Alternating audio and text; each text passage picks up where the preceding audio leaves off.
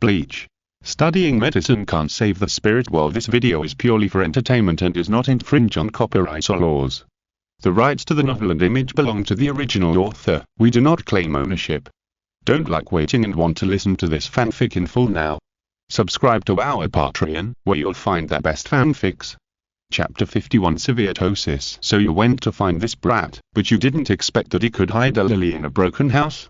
Aha, Makao. His name is Cheng-ge, but he's a genius. I just wanted to check on him, but I didn't expect it to be such a coincidence. So, you brought him here by the way? Senju Makao looked at Cheng-ge, who was hugging the lily youth version of Rangiku Matsumoto, with a complicated expression. Cheng-ge, the future captain of the 3rd Division, is a typical genius, and he is also a ruthless person who is willing to give up everything and lurk around Aizen Sosok for more than 100 years in order to avenge his loved ones and regain his soul, patiently looking for the opportunity to strike a fatal blow.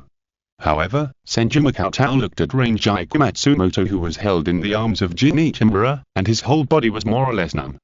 Originally, when he met Cheng-ge by chance, Senju Makao had thought of taking advantage of Cheng-ge's young age to find an opportunity to touch and poke him, directly make him bleed, and then leave a seed that can accompany Cheng-ge for life.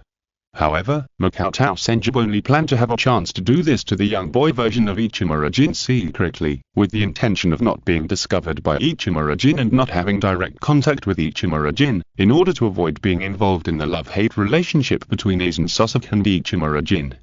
But now, with Ichimura-jin appearing with the soul-missing Matsumoto Rangiku, not to mention that it is almost confirmed that this small-scale soul loss incident was done by Aizen Sosok. What's more troublesome is the question of whether or not to treat Matsumoto Rangiku. After all, if he can choose, Makao Senju really doesn't want to intervene in Aizen Sosok's affairs, to avoid attracting Aizen Sosok's deep attention or even fear. Treating those residents is still the job of the members of the 4th Division, and it will not attract unnecessary attention. But if Matsumoto Rangiku receives treatment, as Ichimura-jin starts to lurk beside Aizen Sosok, there will be an additional risk of being noticed by Aizen Sosok. Even, Aizen Sosok may suspect that he knows some secrets of his.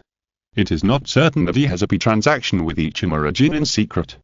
Just when Senju Makao showed some hesitation on his face, Shinigami thought that Senju Makao was minding Ichimura-jin's rudeness before, and said, "Aha, Makao-kun, this kid did offend you before, but it was just an accident, there is no need to be so petty." As he said that, Shinigami did not forget to wink at Ichimura-jin.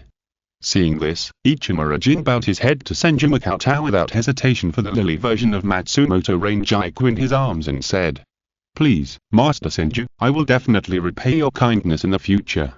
Senju Makao looked at Ichimura-jin, who looked like a venomous snake, with a gentle look that seemed to be weighing something, which made Shinigami and Ichimura-jin beside him feel a little nervous. After all, Ichimura-jin's cold temperament and rude behavior did not give a good impression. If Senju Makao refused, then Shinigami could only try to ask Vice Captain Shiba. As Shinigami and Ichimura-jin gradually became nervous, Senju Makao, with one hand supporting his chin, slowly spoke. Ichimura-jin, can you open your eyes and talk to me, otherwise this is a rude behavior."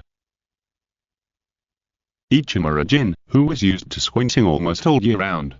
Sorry, the confused Ichimura-jin said nervously, subconsciously trying to open his eyes, revealing some of his blue and crystal eyes. However, compared with the eyes of ordinary people, Ichimura-jin still looked like he couldn't open his eyelids. "Have you opened them? Try to open them wider," Senju Makao asked. "What does this bastard mean?" "Hard. Completely hard." Ichimura-jin's fists were completely hard while he was holding Matsumoto Rangiku. When has Ichimura-jin ever been insulted like this? Ichimura-jin grinded his teeth tightly, then smiled ingratiatingly and answered, "I've opened my eyes as wide as I can." "Really?" Senju Makao stood up and half-crouched in front of Ichimura-jin, stretched out his fingers and pressed on Ichimura-jin's eye sockets, pulled Ichimura-jin's eyelids, then stared at the pair of eyes that looked like sapphires and exclaimed, "Such a beautiful pair of eyes, it's a pity to cover them up like this all the time." And Ichimura-jin felt as if he was threatened by Senju Makao. "You don't want Rangiku to be unable to be cured, right?" So he was forced to obey some things that he could never accept in the past. For Rangiku, For Rangeiku, Ichimura-jin kept hypnotizing himself, his hardened fists tightened and loosened and tightened again. Then, Ichimura-jin forced himself to be completely patient, and said with a sinister smile on his face, "If you want this pair of eyes, as long as you can cure Rangeiku." After a pause, Ichimura-jin, who looked like a pure boy, thought of something and spoke maturely. "Even if it is other excessive conditions, I can accept it." Senju Makoto. Snap.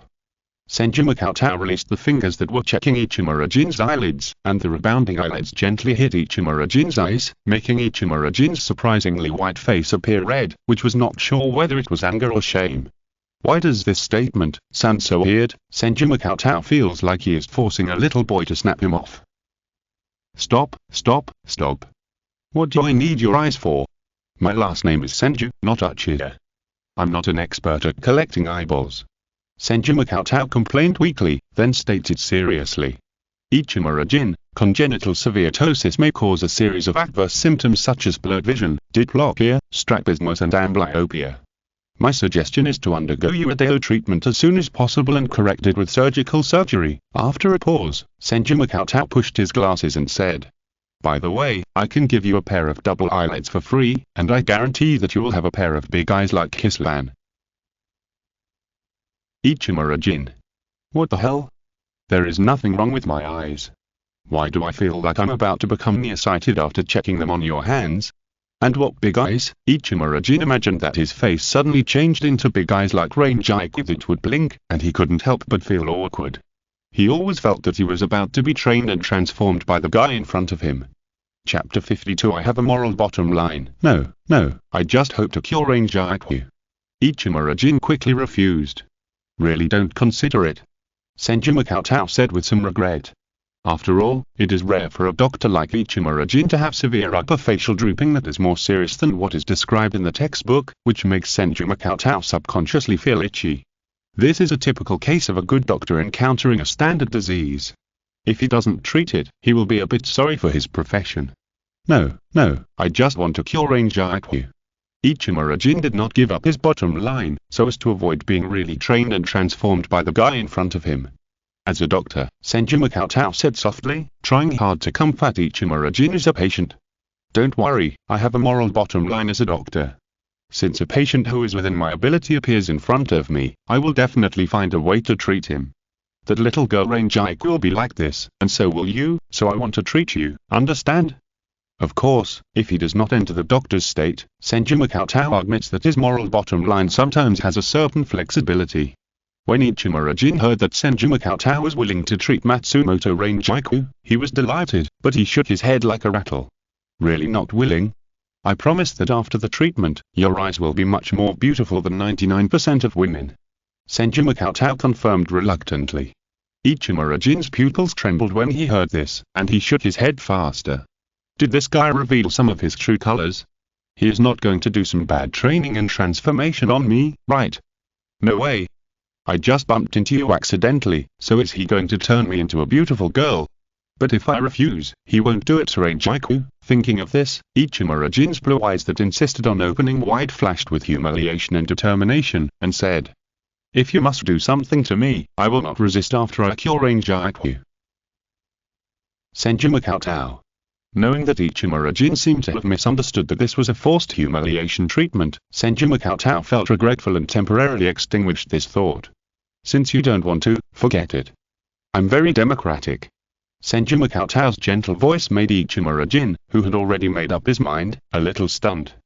After all, respecting the patient's choice is a virtue as a doctor. As for forced training and transformation, Senju Makoto is not going to become a perverted doctor who works at a night shift hospital. And watching the communication between Senju Makoto and Ichimura-jin throughout the whole process, Yoshiko Maitama also breathed a sigh of relief. Although the process of communication seemed a little weird, the result was good after all. Makoto did not mean to refuse treatment because of Ichimura-jin's previous rudeness, and even planned to buy one get one free. Sure enough, Makoto-kun is a great good man.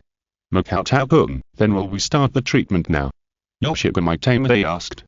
Senju Makoto hesitated and said, "Wait, let me see if the insurance is still there." Then, in the puzzled eyes of Ichimura-jin and Yoshiko Mitama, Senju Makoto struggled out of the house and looked at the place where Yuna Hanaretsu was before. Yuna Hanaretsu's intellectual and gentle figure was still there, and he was a little confused about the appearance of Senju Makoto.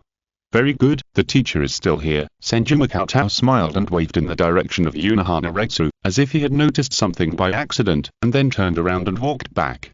Aiden Sosok, this guy is really too dangerous.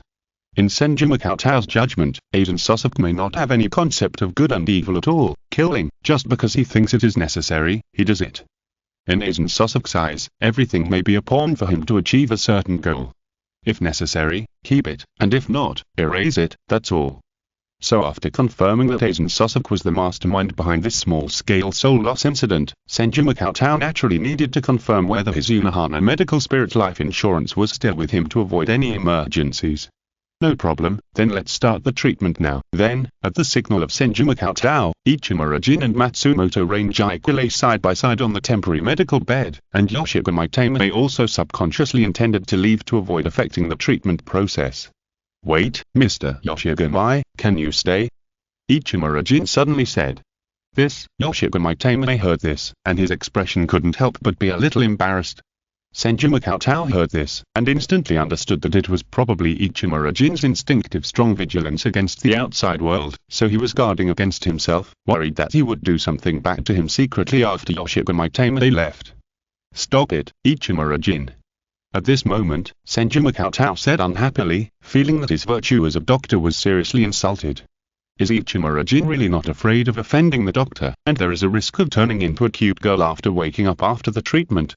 In an instant, facing the slightly ugly look of Senju Makoto, Ichimura-jin, who has always been cold-hearted, instinctively felt a little fear, as if he had become a little snake tied to the operating table and trembling under the operation. Don't worry, as a doctor, it is the basic bottom line to ensure the life of every patient treated, so don't be afraid. Senju Makoto gently comforted. However, this sentence did not have the slightest persuasiveness in Ichimura-jin's ears. Although Ichimura-jin did not think that the death god in front of him would be a very evil person, nor was he in the same group as the death gods who took away the important things in Ranjaiku's body, but Ichimura-jin felt that he was definitely a bad guy. Therefore, Ichimura-jin was not worried about his own life at all, but his nickname. He was afraid that after he woke up, he would change from Ichimura-jin to Ichikyu-jin. The important little dot in the middle is gone.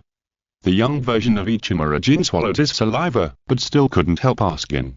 During the treatment, will I be anesthetized and fall into a coma? Senju Makoto thought for a moment and said in a gloomy tone.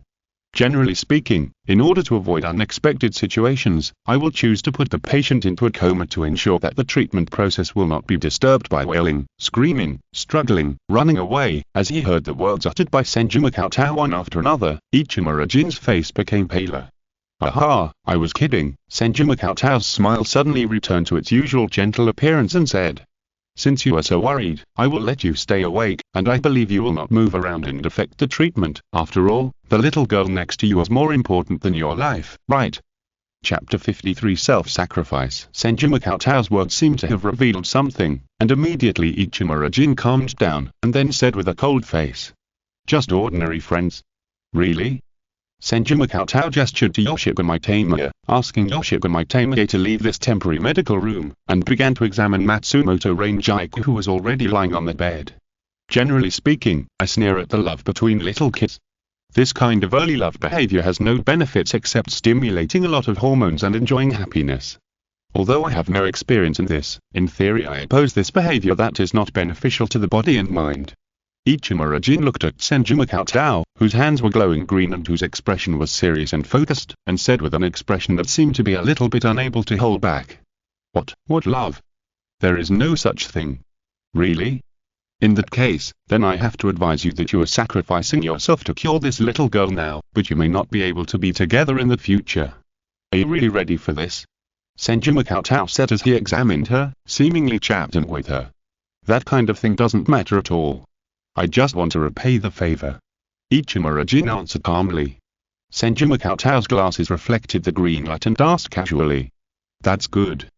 In this way, even if this little girl carries part of your soul and is severely, beep by others and then gets pregnant with someone else's child, you probably won't be too sad. Well. Ichimura-jin. Hard. Ichimura-jin's expression almost completely collapsed, and the fingers holding his zanpakutō were also completely hard. The string that was almost broken could not help but release his zanpakutō to this hateful god of death, so as to shoot him completely. No, it was to shoot him hard. Although Ichimura-jin had already felt the bad nature hidden under this guy's gentle appearance, he never thought he would be so bad. And when Ichimura-jin glared at Senju Cheng, his eyes whitened to an unprecedented degree, as if the ptosis of the upper eyelid had automatically healed, and his eyes were full of humiliation and shame. Senju Cheng pushed his glasses reflecting the green light again and said, "Oh, by the way, seriously speaking, this little girl has a fragment of your soul in her body, so if she is, beep, by other people, in a sense, even you will be indirectly, beep. Is it really okay?" Ichimura-jin. What do you think? Will I not care if Senju Cheng had not definitely cured several residents of Cheng-ge who were missing souls, and let Ichimura-jin know that this man could restore Rangiku? Ichimura-jin would definitely have gone berserk. And Senju Cheng observed Ichimura-jin's expression, which was infinitely close to being played, with the corner of his eye, and changed his tone and said earnestly, "So, you, a kid who seems to have a serious tendency to sacrifice yourself, if you don't want that scene to happen in the future, you'd better change the boring idea, otherwise even if you sacrifice yourself, you will be forced to, beep, by others for the rest of your life."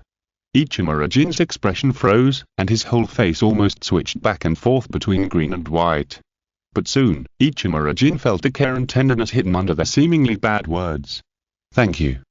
After a long time, Ichimura-jin uttered these two words with some difficulty. "Don't think too much, I'm just responsible for my patients," Senju Cheng said in a soft tone, and then asked, "Confirm it one last time. Ichimura-jin, are you sure you want to perform soul transplantation and transplant part of your soul into Matsumoto Rangiku's body to treat the lack of soul, right?" Ichimura-jin, who was almost collapsed by Senju Cheng's bad words before, was stunned for a few breaths at this moment, then stared at Matsumoto Rangiku lying beside him. His eyes gradually became firm, and he answered, "That's right. Then there is one thing you need to know in advance. If you have already awakened your zanpakutō, performing a soul transplant is likely to cause the zanpakutō's abilities to be partially incomplete, and may even affect your future talents as a Shinigami. Is that okay?" This time, Senju Cheng, who had confirmed Ichimura-jin's will once again, spoke in a tone that was more like informing than asking. "That kind of thing doesn't matter at all." Ichimura-jin answered without hesitation. Senju Cheng moved to the side of Ichimura-jin and said in a serious tone, "Very good, then, I'm going to officially start." Ichimura-jin nodded, and then as if he had thought of something, he quickly spoke. "Wait," Senju Cheng paused and asked. "Do you regret it?" Ichimura-jin asked, slightly opening his eyes and looking at Matsumoto Rangiku beside him. "Will the part of the soul I transplanted have an impact on Rangiku in the future? If so, I hope you can transplant the part of the soul that contains beautiful emotions such as happiness, pleasure, and satisfaction." Senju Cheng was slightly stunned. He always felt that he had been forced to eat dog food by the little kid in front of him, and even directly stacked into his stomach and digested it forcibly. Moreover, why does Ichimura-jin's self-sacrificing plot seem to be more serious? Then, Senju Cheng said unhappily, "Are you teaching me how to do things? Do you want me to lie down and you stand up to help me with the treatment?" Suddenly, Ichimura-jin dared not say anything anymore, but let Senju Cheng's green hands, which were focused, cover his thin and slender body. Ah! The next moment, Ichimura-jin, who felt his soul beginning to be divided, couldn't help but scream, and then gritted his teeth to suppress it, for fear of affecting Senju Cheng's treatment. Pain, it's hard to describe, a real pain that goes straight to the soul. Jin Ichimura only managed to hold on for a few breaths before his entire consciousness almost went blank. He suddenly understood why Makoto Senju had put the patient into a coma before performing the soul transplant. However, Jin Ichimura did not have the slightest regret in his heart. He insisted on keeping his consciousness clear. The accident that happened to Rangiku made Jin Ichimura instinctively doubt and be wary of everything. He must witness Rangiku's treatment with his own eyes. Rangiku, Rangiku, Rangiku. In the end, in the severe pain that seemed as if his soul was cut back and forth, Jin Ichimu's mind, which barely maintained a trace of consciousness, only had Rangiku's smile and the drive persimmon handed to him. Rangiku, no matter what, I must protect you and make you recover. Chapter 54 The so-called blank and the truth. Just as Senju Cheng was performing the soul transplant on Ichimura Jin and Matsumoto Rangiku, two figures wearing black cloaks that could completely block the perception of spiritual pressure appeared at the edge of this Rukonge area. As the two figures slowly raised their heads, they revealed the appearance of the 5th Division Vice Captain Aizen Sosok and the 9th Division 7th Seito Senkaname. Lord Aizen, it seems that Captain Unohana has discovered something. Is this really okay? Senkaname said with a hint of worry. At this moment, Aizen Sosok was not as gentle and humble as usual, but said calmly with an indifferent look. Of course, this matter could not be completely concealed from the 4th Division, not to mention that Captain Unohana also has amazing and sharp observation skills. But everything is as expected, don't worry, Kaname. Yes, Lord Aizen. Senkaname responded respectfully and then asked. Lord Aizen, why do you want to leave those residents who have been deprived of some of their souls for the 10th Division to find? Wouldn't it be better to just wipe out all the residents? Aizen Sosok smiled lightly, as if he was stating some facts, and said. Do you want to know why justice, system, and rules, despite being extremely hypocritical, still exist in the world? Senkaname's expression changed, as if he was touched by something, and asked with gritted teeth. Why? Because, although hypocritical, the people who control all this behind the scenes understand that those things must exist as a cover-up compared to the blank, otherwise in a dark world, that blank will be extremely conspicuous and abrupt. Aizen Sosok said, pushed his glasses, and continued. The so-called truth is the same.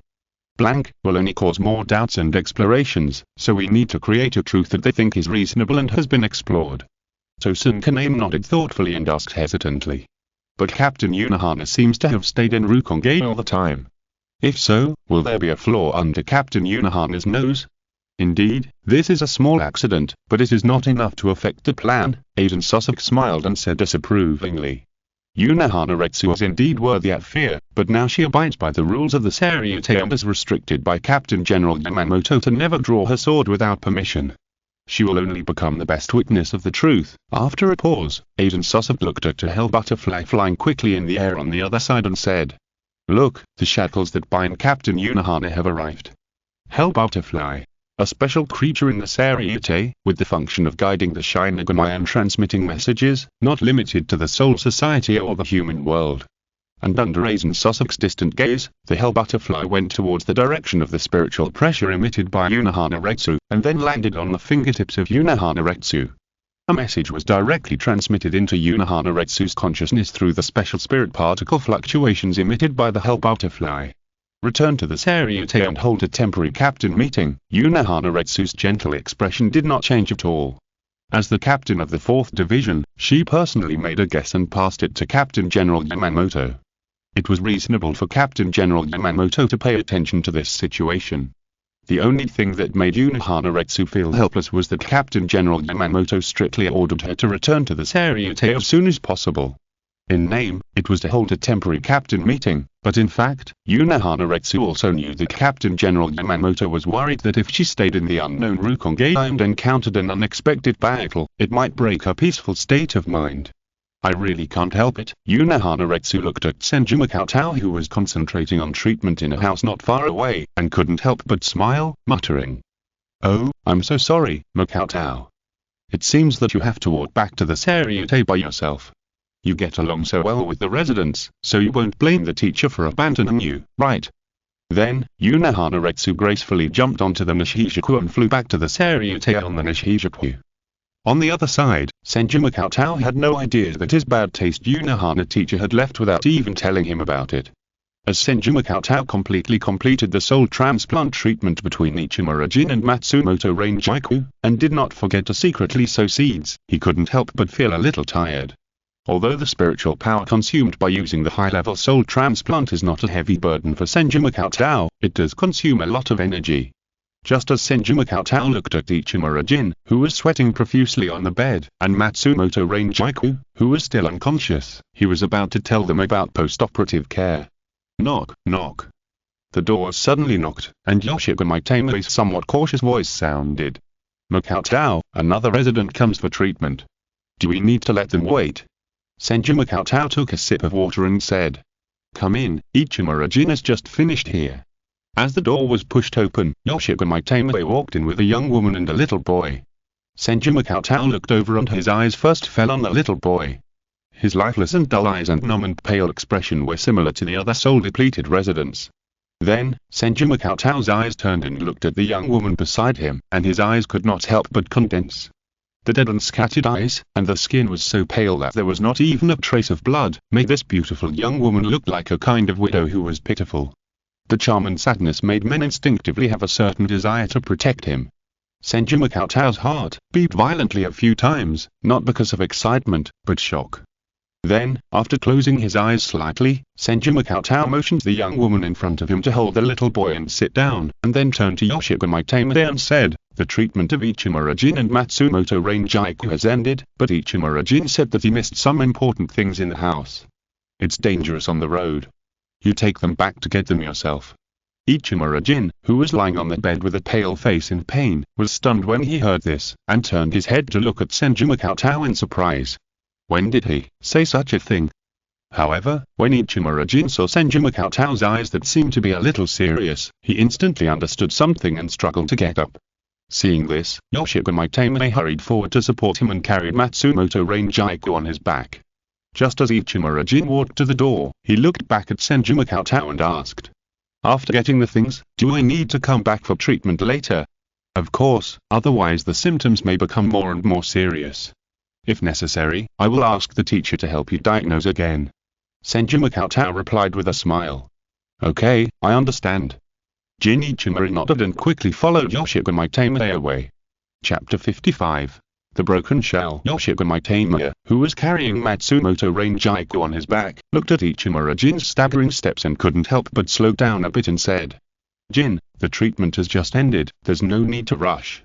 "No, speed up." Ichimura-jin gritted his teeth and urged Yoshiko Maiteme in a low voice, even staggering past Yoshiko Maiteme.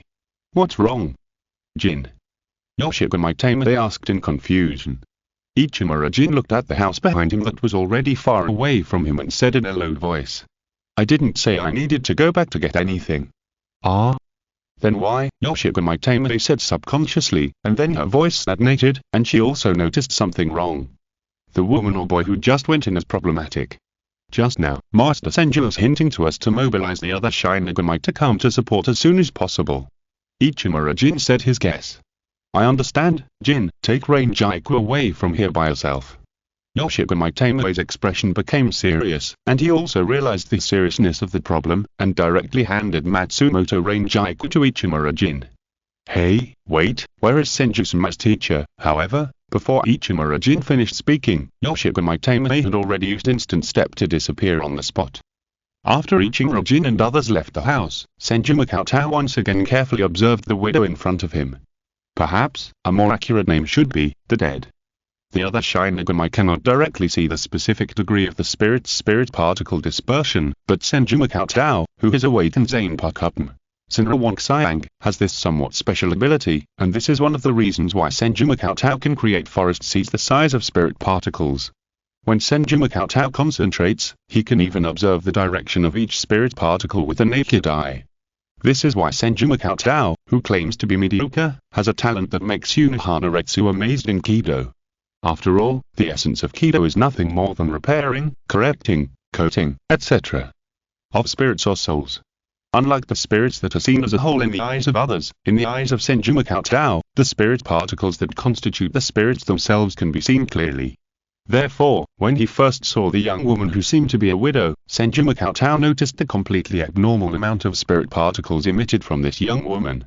In a sense, in the eyes of Senju Makoto, the widow in front of him was almost equivalent to a human in the world who had a broken artery and was bleeding while registering for a doctor as if nothing had happened. Really, it's outrageous. Senju Makoto's eyes flickered slightly, but his heart was now quite calm, and he even had the intention of watching a good show. Although Yoshiko Maiteme's sharpness might not be able to notice the hidden information in his words, with Ichimura-jin's intelligence, he must have reacted, so it won't be long before this place will be surrounded by the 10th Division. More importantly, Senju Cheng knew that Unohana-sensei was squatting not far away, so after sending Ichimura Jin and Matsumoto Ranjaiku away, Senju Cheng was not afraid at all. But what is this thing about? A controlled resident? Or something hidden inside? Senju Cheng's mind was racing, but he pushed his glasses down elegantly and asked, "Madam, are you feeling uncomfortable?" The young widow's lifeless eyes turned and she looked at Senju Cheng and answered, "Well, my child's soul is missing a part, and I heard that you can treat it here." Senju Cheng nodded slightly and said with a gentle smile, "I see, then please allow me to check your body first. Please lie down on the bed over there." The young widow was startled, and it seemed that she took a few breaths to understand what Senju Cheng meant, and said, "It's my child who needs treatment, not me." I understand, Senju Cheng said in a gentle tone. "But this is also a necessary part of the treatment. Please listen carefully. After all, Madam doesn't want your child's treatment to be delayed, right?" The young widow was stunned for a moment. Under the seemingly calm and elegant gaze of Senju Cheng, she slowly lay down on the bed, turned her back to Senju Cheng, and asked, "Is this okay?" "Very good. Thank you very much for your cooperation, Madam." Senju Cheng looked at the boy who had no expression from beginning to end, and then put on a pair of white gloves in front of the boy with dull eyes, walked to the side of the young widow, and said while pressing his hands directly on the back of the young widow, "Madam, don't be nervous.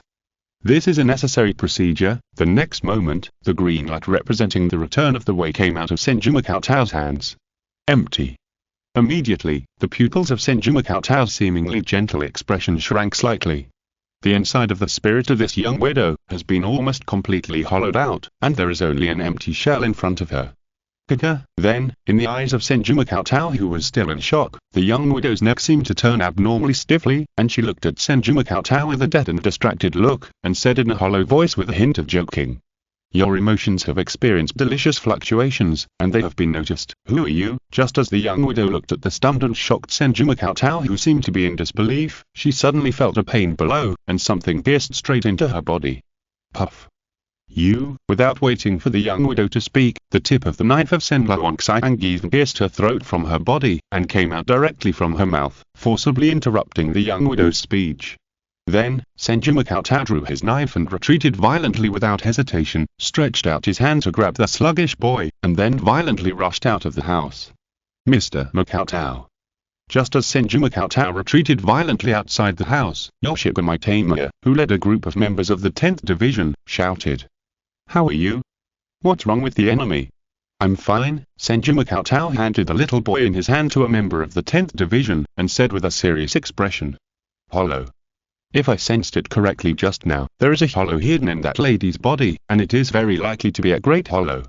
"What?" In addition to some ordinary members of the 10th Division, there were also several officers of the 10th Division, and their expressions changed subconsciously.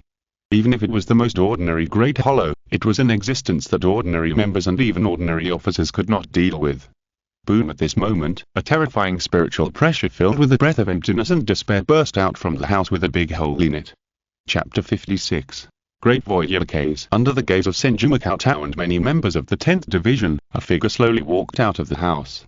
But compared to the previous graceful and attractive figure, the widow seemed to be inflated at this time, with white bloated patches popping out everywhere on her body, and white horns popping out on the top of her head.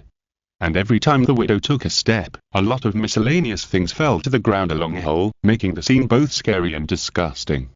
What is this? Is it a hollow? Such a terrifying spiritual pressure, it can't be a big hollow. Everyone be careful. This abominable guy actually dared to deceive Master Yoshigami. Now this little horn is exposed, right? See how I kill you? In the midst of a solemn voice, a somewhat angry voice suddenly mixed in, which made Senju Cheng stunned. And when the existence that had almost turned into a bloated polymer heard the words, a compound sound full of anger and emptiness rang out. "A bunch of annoying Shinigami, this is the most satisfactory shell I have found, and you dare to ruin my good deeds." The next moment, as the voice fell, the entire bloated polymer suddenly seemed to be squeezed from the inside out, and a huge white figure comparable to the entire house appeared in front of everyone. The whole body was empty white, shaped like a mixture of spiders and crabs, with a long tail on the back, and a head with long horns in front of the body covered with a pale mask. The extremely terrifying spiritual pressure exploded in full force, almost making the Shinigami present feel suffocated. Today, you Shinigami will pay the price. The compound sounded like a roar, and a roar echoed endlessly. At the same time, a large number of warning signals from the Technology Development Bureau built in the basement of the 12th Division's dormitory inside the Seireitei sounded almost at the same time, and the team members in white coats quickly operated their fingers on the computer-like devices. It has been confirmed that the source of this spiritual pressure from the hollow is located near the 79th district of West Rukongai, and the strength of the spiritual pressure is your case. As this voice sounded, the expressions of the members of the 12th Division present were all frozen. Akin, who had 3 small protruding horns on his forehead and frowned, said in disbelief. How is it possible? There was no detection of the black cavity where the hollow talked through the space to reach the Soul Society. Did they make a mistake? At this time, a sinister and mocking voice sounded. Akin, you have only been following Urahara Kisuke for a few days. Have you become so ignorant? Don't believe in the so-called common sense, just trust the data and results in your hands. As the voice fell, Kurosaki Mayuri, who looked like a complete weirdo, appeared in front of many members of the 12th Division and ordered in an unquestionable tone. In the name of the Technology Development Bureau, we're reporting a warning to the Seireitei. A great hollow of the level of cases appeared near the 79th district of West Rukongai. As the warning from the Technology Development Bureau began to be reported, a considerable number of captains who were leisurely heading towards the 1st Division in the Seireitei and preparing to attend the temporary captain meeting were all startled. The appearance of a great hollow of the level of case in Rukongai is no small matter. Once left alone, a great hollow of this level can easily devour thousands of souls in a very short period of time. Among them, the captain of the 5th Division, Mako Hirako, who has a conspicuous yellow-haired feature, almost subconsciously turned his head and looked behind him at Aizome Sasuke when he heard the news. However, the expression of Aizome Sasuke also seemed a little solemn and stunned, as if he had not expected this situation to occur at all. The next moment, a hell butterfly landed on Mako Hirako's head, and a burst of information was transmitted to Mako Hirako's mind. Captain Fenge Kalujira of the 3rd Division of the support team and Captain Hirako Mako of the 5th Division of the rescue team will go out immediately. The 4th Division of the medical team will send out 2 rescue teams. After receiving the order from the 1st Division, Mako Hirako did not dare to hesitate, and was even worried that Aizen Sasuke could not keep up with her speed. While letting Aizen Sasuke catch up as soon as possible, she rushed to the direction of the 79th district of Rukongai West with a flash step. At this moment, in the 79th district of Rukongai West, a total of more than 30 Shinigami were maintaining a confrontation with a Cheng-ge, who was emitting a despairing spiritual pressure. No, to be more precise, under the pressure of a Cheng-ge's amazing spiritual pressure, most of the Shinigami were almost unable to move. Spiritual pressure is completely different from the spiritual pressure of the same level. This is not an enemy we can deal with at all. A very young member of the 10th Division was the first to be unable to bear the pressure, and retreated step by step with a collapsed look, muttering, If I don't run away, I will definitely die." Not only the members of the 10th Division, but even Makoto Senju's heart sank. A Cheng-ge? This is indeed not a hollow that ordinary members and officers can deal with. Even most of the vice-captain level Shinigami have no power to fight back in front of a Cheng-ge. This is a hollow that can only be dealt with by captain-level Shinigami. How could a hollow of this level appear? Even the entire Seireitei didn't notice it in advance, and Captain Unohana Retsu and Vice-Captain Shiba Ishin searched around but didn't find it. At this moment, Makoto Senju almost instinctively smelled the scent of conspiracy, and what was even more troublesome was, Unohana Teacher was also missing. If Unohana Teacher was still nearby, there was no way that Unohana Teacher would not show up when a Cheng-ge appeared. This is big trouble. Makoto Senju took a deep breath, looked directly into the eyes of the Cheng-ge in front of him, and realized that his situation was dangerous. The next moment, under the gaze of many Shinigami, the Cheng-ge, which was almost as big as a house, suddenly disappeared. Just when many members of the 10th Division were subconsciously stunned for a moment and had not yet reacted, Senju Makoto, who had unknowingly retreated to the back of the team, spoke. "Be careful behind you." At this moment, 2 members of the 10th Division suddenly felt a shadow behind them, and the whole person flew out like a rag, hitting the ground heavily and rolling several times. At the same time, their chests were almost flattened, and large patches of grass suddenly appeared on the barren land. Then, the two members of the 10th Division were entangled and racked by a large amount of green grass in the blink of an eye, and the small flowers that bloomed began to absorb the spirit particles in the air to urgently treat their injuries. Chapter 57a.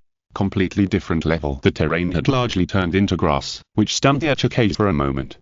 However, the rest of the Shinigami took the opportunity to react. Disperse. All non-official members, disperse and use Kitten to contain the hollow as much as possible. Do not rush in and make unnecessary sacrifices. Officers, release your zanpakutō immediately. You must contain this Cheng-ge at all costs. The support from the Seireitei will arrive soon. As the roar of the third seat of the 10th Division sounded, the members of the 10th Division showed the qualities and abilities that they should have as the 13th Division of the Gotti. A large number of ordinary members of the 10th Division quickly distanced themselves from the Cheng-ge and began to chant various Kitten. As the 3rd seed, 7th seed, and 19th seat of the 10th Division who stayed in the 79th district of Cheng-ge West, Shinigami almost released their zanpakutō and rushed towards the Cheng-ge from different directions at the same time. Pierce everything, Wimthorn. Dash for love, Zhu Yongwen. Smash it, Lunkyu. In an instant, the zanpakutō in the hands of the 3rd seat of the 10th Division turned into a Western-style nightgown wrapped in the wind, and the zanpakutō of the 7th seat of the 10th Division turned into a pair of strange shoes worn on his feet, which made the speed of the 7th seat of the 10th Division suddenly soar, and kicked the side of Cheng-ge brazenly. As for Shinigami's zanpakutō, it was a rare special biological system, which directly summoned a yellow loach-like creature to assist Shinigami in various attacks. In addition, the various broken ways that the other team members around him had finished chanting were released, and various lights flashed in the battlefield, completely submerging Cheng-ge in the middle of the battlefield. Boom! A huge smoke rose, completely submerging Cheng-ge and the three officers in the center. Sosok, who was observing the battlefield from a distance, pushed his glasses and commented in a calm tone. It seems that Shiba has done a good job in managing the 10th Division. Even though that captain position is vacant, the team members still have such good fighting qualities. Cheng-ge, who was standing on the side, was blind, but his strong perception of spiritual pressure was enough for him to perceive the situation on the battlefield, and said, "The spiritual pressure of your case is not at the same level as that of ordinary officers. This is just a meaningless struggle and resistance." In response, Sosok smiled and did not object to Cheng-ge. Then, with his eyes closed, Cheng-ge tilted his head slightly, as if he had sensed something, pointed in a direction, and said, "Lord Aizen, but there is a most powerful Shinigami spiritual pressure hiding at the end of the battlefield. It seems that the 10th Division also has despicable people who are afraid of death." "Oh?" Sosok looked in the direction pointed by Cheng-ge, and was standing at Senju Cheng, who had quietly retreated to the outermost edge of the battlefield without noticing. Then, Sosok carefully distinguished the mixed spiritual pressure on the battlefield, and couldn't help but feel a little surprised. Senju Cheng's spiritual pressure was actually higher than that of the 3rd seat of the 10th Division. However, Sosok looked at Senju Cheng hiding in the back from a distance, and couldn't help but feel a little ridiculous. "That's not from the 10th Division, Kane. That guy is called Senju Cheng. He is really cherishing his life. He was the first to discover the identity of the Cheng-ge. The battle has just begun. He has already hidden in the back without knowing it." Cheng-ge frowned slightly, as if thinking about something, and said, "Senju Cheng? Is he the disciple of Captain Unohana, and the Senju Cheng who was proposed by Captain Seireitei to be transferred to the 11th Division at the captain's meeting?" But Senju Cheng naturally didn't notice Sosok and Cheng-ge hiding on the side, and he didn't feel the slightest shame for his behavior of retreating to the outermost edge of the battlefield. "I am a doctor, a member of the 4th Division of the Healing Division. Could it be that an ordinary member of the 4th Division was allowed to fight with a Cheng-ge with a bayonet?" As a professional doctor, Senju had long mastered the ability to retreat to the periphery of the battlefield without attracting the enemy's attention. This was also an ability he developed through long-term cooperation with Ikaku Madarome and Yamachika Isiko at the Shinigami Academy of Spiritual Arts. It was the greatest insult to the other Shinigami that the doctor personally went to fight until the last moment. Senju respected the 10th Division, so he naturally chose to let the Shinigami of the 10th Division who were better at fighting go first. And the rising smoke had no reaction for a long time, which made the members of the 10th Division who were scattered around more nervous. Did it? Don't talk nonsense, this is a Cheng-ge. Why is there no reaction at all?" Suddenly, a scream sounded in the smoke. Ah! The next moment, accompanied by a heavy sound of knocking on the ground, the unscathed figure of a Cheng-ge slowly walked out of the smoke. In the eyes of fear and shock of the rest of the 10th Division, the knight spear in the hands of the 3rd officer of the 10th Division broke, and the tail of the Cheng-ge pierced through his chest and dragged him to the ground. Blood spilled on the grass, and his face was twisted in pain and wailing. As for the 7th officer of the 10th Division and the 19th officer of the 10th Division, Yoshikamitama, they were already half kneeling behind the Cheng-ge's, their faces pale, and the visible wounds on their bodies were bleeding. What? How is it possible? The officers were defeated in an instant. Completely, not at the same level. As the Cheng-ge turned its head and stared at them, the faces of the death gods in front of them gradually exuded an unconcealable fear, which made the Cheng-ge seem completely excited. Yes, it's this sweet smell, full of souls with intense emotional fluctuations, so delicious. Suddenly, the spider-like leg of the Cheng-ge stretched forward, pierced the chest of the nearest 10th Division member, and then dragged him in front of him. The next moment, under the horrified gaze of many Shinigami, the Cheng-ge opened its mouth towards the 10th Division member, and wisps of souls were actually drawn out and sucked into the stomach of the Cheng-ge. The expression of the 10th Division member gradually changed from fear to calm numbness, and the struggle became more and more powerless. As the 10th Division member was thrown aside like a rag, the Cheng-ge seemed to be still savoring something, and a unique compound sound rang out.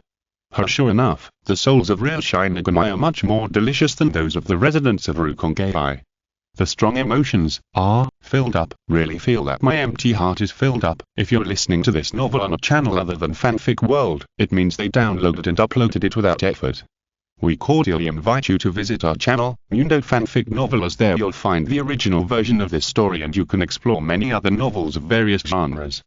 We're waiting for you to immerse yourself in a world of incredible novels. Chapter 58. I Wait for Death. This scene also made the Shinigami present more and more terrified. So, this hollows the murderer who secretly caused nearly 200 residents of Rukongai to lose their souls. Witnessing the chief officers they used to admire fall down powerlessly, and helplessly watching their familiar colleagues being devoured by a part of their souls, fear also really spread among the Shinigami. Will die, escape. Only escape. At this moment, a gentle and firm voice suddenly sounded. Shinigami, hold your zanpakutō tightly. The previous captain of the 10th Division died gloriously in battle. Are you going to turn around and flee in front of the hollow, making the 10th Division a laughing stock of the entire Seireitei?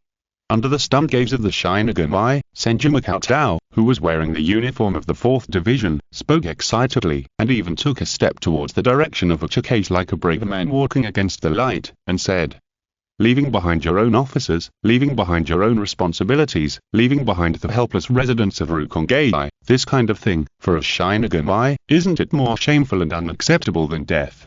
Don't be afraid, look ahead, don't worry about your injuries, carrying the glory and responsibility to embrace death is the romance of a Shinigami, and as a member of the 4th Division, before I die, I will definitely treat you as much as possible until the last moment. As Senju Cheng's impassioned voice fell, the fear in the eyes of almost all the members of the 10th Division gradually dissipated, and what emerged instead was shame, excitement, and determination. At this time, the two members of the 10th Division who were hit by the Cheng-ge and had their chests sunken stood up with blank expressions.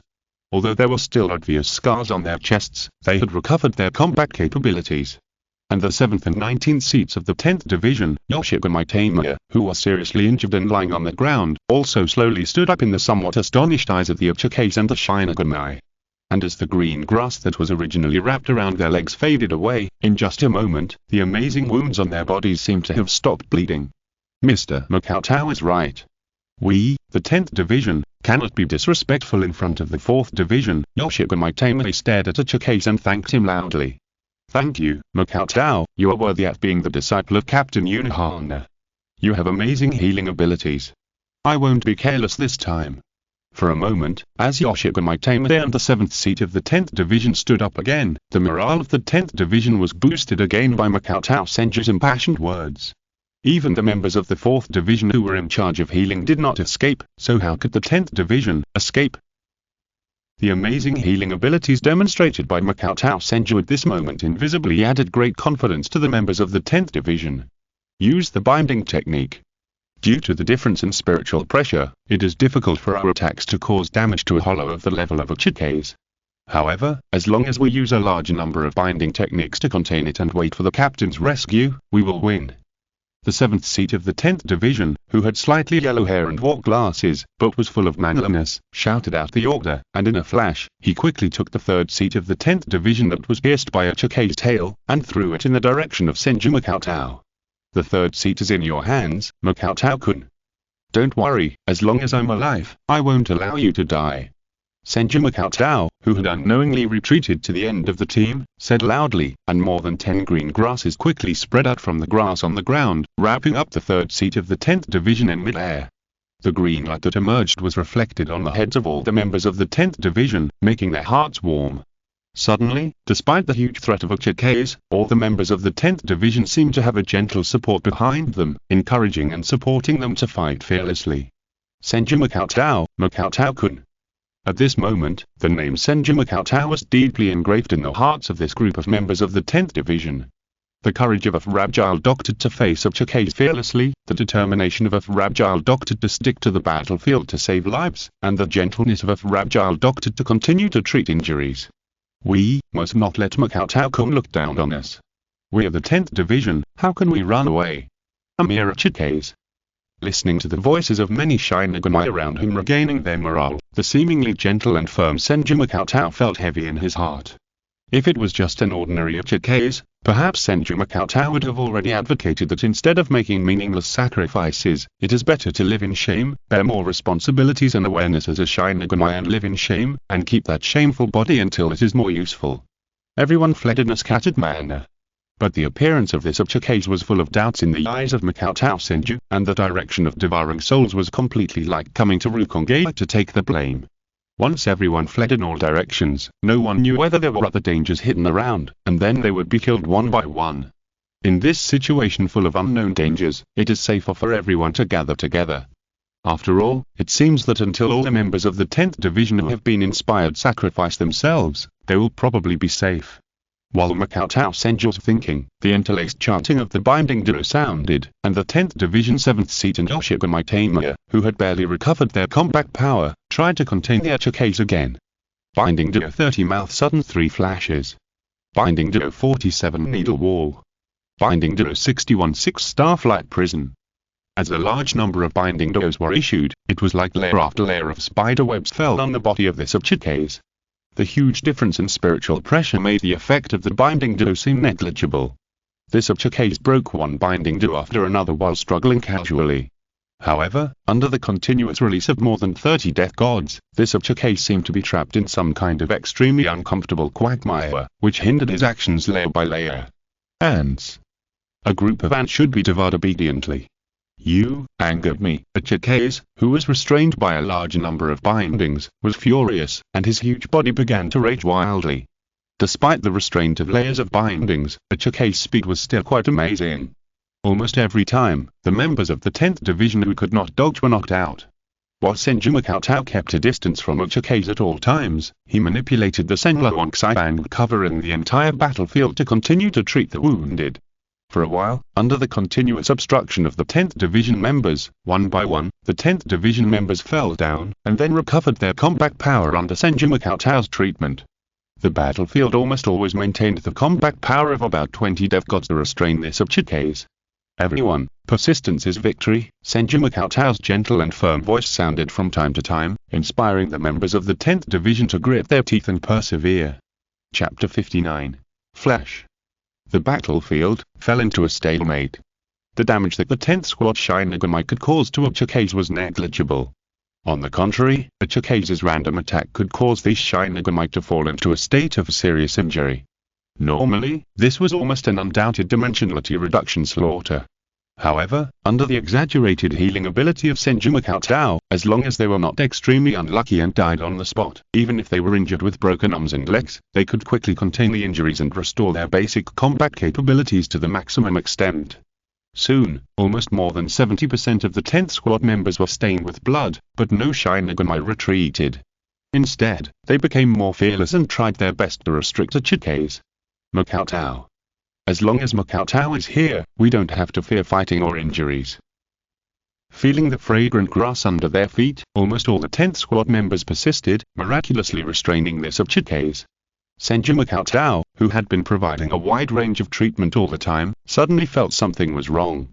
Normally, as a high-level existence among the hollows, a Cheng-ge is very similar to humans in both intelligence and emotion. It is a new life form that evolved from the chaotic group consciousness hollow Jillian. However, although the Cheng-ge in front of him seemed to have independent consciousness on the surface and could communicate through language, but its compact behavior logic was quite simple. It had been restrained by the binding of the members of the 10th Division. It had no intention of forcibly killing the three most critical officers and Senju Cheng. It even showed confusion and doubt about the serious injury of the Death God being able to recover its combat power again. This does not meet the intelligence level of a real Cheng-ge. At the same time, Tosun, who was sensing the battle situation from a distance, spoke. Lord Aizen, the battle situation seems to be deadlocked. Aizen Sosok nodded, staring in the direction of Senju Cheng, with a hint of surprise in his eyes. As expected by Aizen Sosok, the battle should have been declared over when the three officers fell. Senju, I see, it is indeed a more outstanding group healing ability than the rumors say, and it seems that it can directly absorb the spirit particles in the air to repair the injuries, which is a very unique ability. Aizen Sosok evaluated objectively, then pushed his glasses, changed his tone, and said. It's just a pity that this weak ability can't change everything. Senju Cheng, the person who dared to threaten me, let's send it here. Then, Aizen Sosok paused, turned his head and looked at Tosun Kaname beside him, and said. Kaname, it's almost time, let's end this farce. Yes, Lord Aizen. Tosun Kaname responded, then drew out his zanpakutō and hummed. Cry, Kyomashi. A buzzing sound suddenly sounded from the blade of zanpakutō Kyomashi and quickly spread to the battlefield in the distance. Instantly, wherever the buzzing sound passed, all the members of the 10th Division fell into a moment of unconsciousness, and the binding method that continued to be released on the Cheng-ge was also stagnant. Even Senju Cheng felt that his consciousness was inexplicably blank. When Senju Cheng came to his senses, the Cheng-ge suddenly appeared not far away from him, and a huge red ball of light condensed in its mouth. Flesh. How can it have time to condense this? Senju Cheng's expression changed, and he subconsciously wanted to distance himself. However, the next moment, the ball of light in the mouth of the Cheng-ge exploded and swept towards Senju Cheng. Compared with the pure physical impact of the Cheng-ge, the flash released by the huge amount of spiritual pressure almost annihilated everything in the place where it passed, and even Senju Cheng, who was at the back of the battlefield, was directly swallowed up in it. Boom. A huge explosion of smoke rose up, and the land that was originally covered with green grass was almost flattened by 1 meter. Senju Cheng felt as if he was thrown into the air by something, and then fell heavily to the ground. The familiar warmth almost couldn't stop pouring out of his mouth and nose. It was blood. Although Senju Cheng felt that his body was too heavy to move, he had experienced countless massacres by Senju angling the spiritual space, and he could clearly feel it was blood. Moreover, this was also that blood gushing back and forth that could only occur when the internal organs were ruptured in large numbers, and even the heart was already destroyed. What's the matter with the sudden loss of consciousness? Not only me, but all the Shinigami lost their minds. Hollow flash. The ray-like destructive flash formed by highly concentrated spiritual pressure is too terrifying. Is this the true power of Cheng-ge? What? Am I going to die? My thoughts are so chaotic. At this moment, Senju Cheng, who was unable to move, could not see his specific appearance, but Aizen Sosok, who was watching everything calmly from afar, could see it clearly. Half of the chest, completely turned into nothingness, a huge amount of blood was pouring out, and in just a few breaths, the ground where Senju Cheng was lying was completely dyed red, and the spiritual pressure was also dropping drastically. It's dead. Aizen Sosok slowly retracted his gaze and came to this natural conclusion. Not to mention ordinary team members or officers, even most of the vice-captain level Shinigami, as long as they did not master Bankai, would almost certainly die if they were directly subjected to the hollow flash of the Cheng-ge level Great Hollow. Aizen Sosok's expression did not change at all, and there was no ripple in his heart. To Aizen Sosok, getting rid of a somewhat annoying Shinigami was probably like reaching out and crushing a bug climbing on the wall. Because it was already annoying, he deliberately removed it. Then, Aizen Sosok looked at the battlefield where the smoke was gradually dissipating. There were only a few members of the 10th Division who could still stand up. Most of them had died on the spot, and the few who remained had completely lost their ability to fight. "Yawn, it's over, let's go," Aiden Sussex smiled gently and said. "For the rest, let this Yukaze, who has little intelligence, slowly taste the souls of the Shinigami that contain emotions, and then die in the hands of the supporting captains." "Yes, Lord Aizen." Tosun Kaname put the zanpakutō that had been cancelled back into the scabbard, and his expression under the black cloak seemed a little complicated. "Yawn, are you sad about this?" Aiden Sussex asked gently as he turned around and walked forward. Tosun Kaname nodded and answered in a deep voice while keeping up with Aiden Sussex's steps. "Yes, Lord Aizen, but this is the price that must be paid for true justice. Their lives will be continued in true justice." Aiden Sussex smiled and was about to say something when his footsteps suddenly stopped. He felt that Senju Cheng's spiritual pressure was constantly weakening, and stopped. Chapter 60. Beyond common sense. About 20 miles away from the 79th district of Rukonge West, flying at full speed, Yuna Hanaretsu looked at the huge smoke rising in the distance, and her gentle eyes were filled with coldness. "Faster, Nishijaku." Yuna Hanaretsu's voice sounded softly, but the tone was like the low hum of some angry evil spirit, and the spiritual pressure full of bloody smell escaped from time to time. "Makao, you are not going to die now, are you? Hold on a little bit, are you going to die? Not death in the spiritual space, but real death in reality, with a lack of combat experience. The spiritual pressure is completely insufficient to withstand a flash of Yukaze." The gentleness in Senju Cheng's eyes in the past disappeared, and there was more dead silence and despair in his gradually dilated pupils, but his mind was unexpectedly clear, and a large number of various and complicated thoughts flashed by. "Yuna Hanaretsu, Iokiriza, Hakakawaya, Maidoromi Ikaku, Iasiko Yamachaka, Yamada-san Yuk and other familiar faces also emerged, and finally settled on the gentle and humble face of Aizen Sussex. "Did you do it? Aizen, did you target me on purpose, or did you kill me?" "So? This is how it feels when true death comes. It's not as bad as I imagined. Everything is so quiet, and a little cold." Senju Cheng raised his left hand with difficulty and instinctively touched his chest, trying to keep a little warmth. However, everything was sticky and warm when he touched it, as if he had touched a piece of meat paste directly. "It's actually injured to this extent. What about Sinrawang? I can't sense it at all, and there is no way to treat it. My consciousness is also beginning to blur." In the end, Senju Cheng tried hard to stay awake, and his thoughts gradually blurred. The weak Uedale light that appeared on his palm could not heal the injury at all. Everything has gone quiet. Cheng only has a few remaining instincts, and he keeps calling out to the universe with the support of the desire to survive. The universe, the universe, the universe. At this moment, a certain voice seems to be responding to something, and it faintly rings in Cheng's mind. "Master Cheng, can you hear it? Can you hear the voice of the Lun family?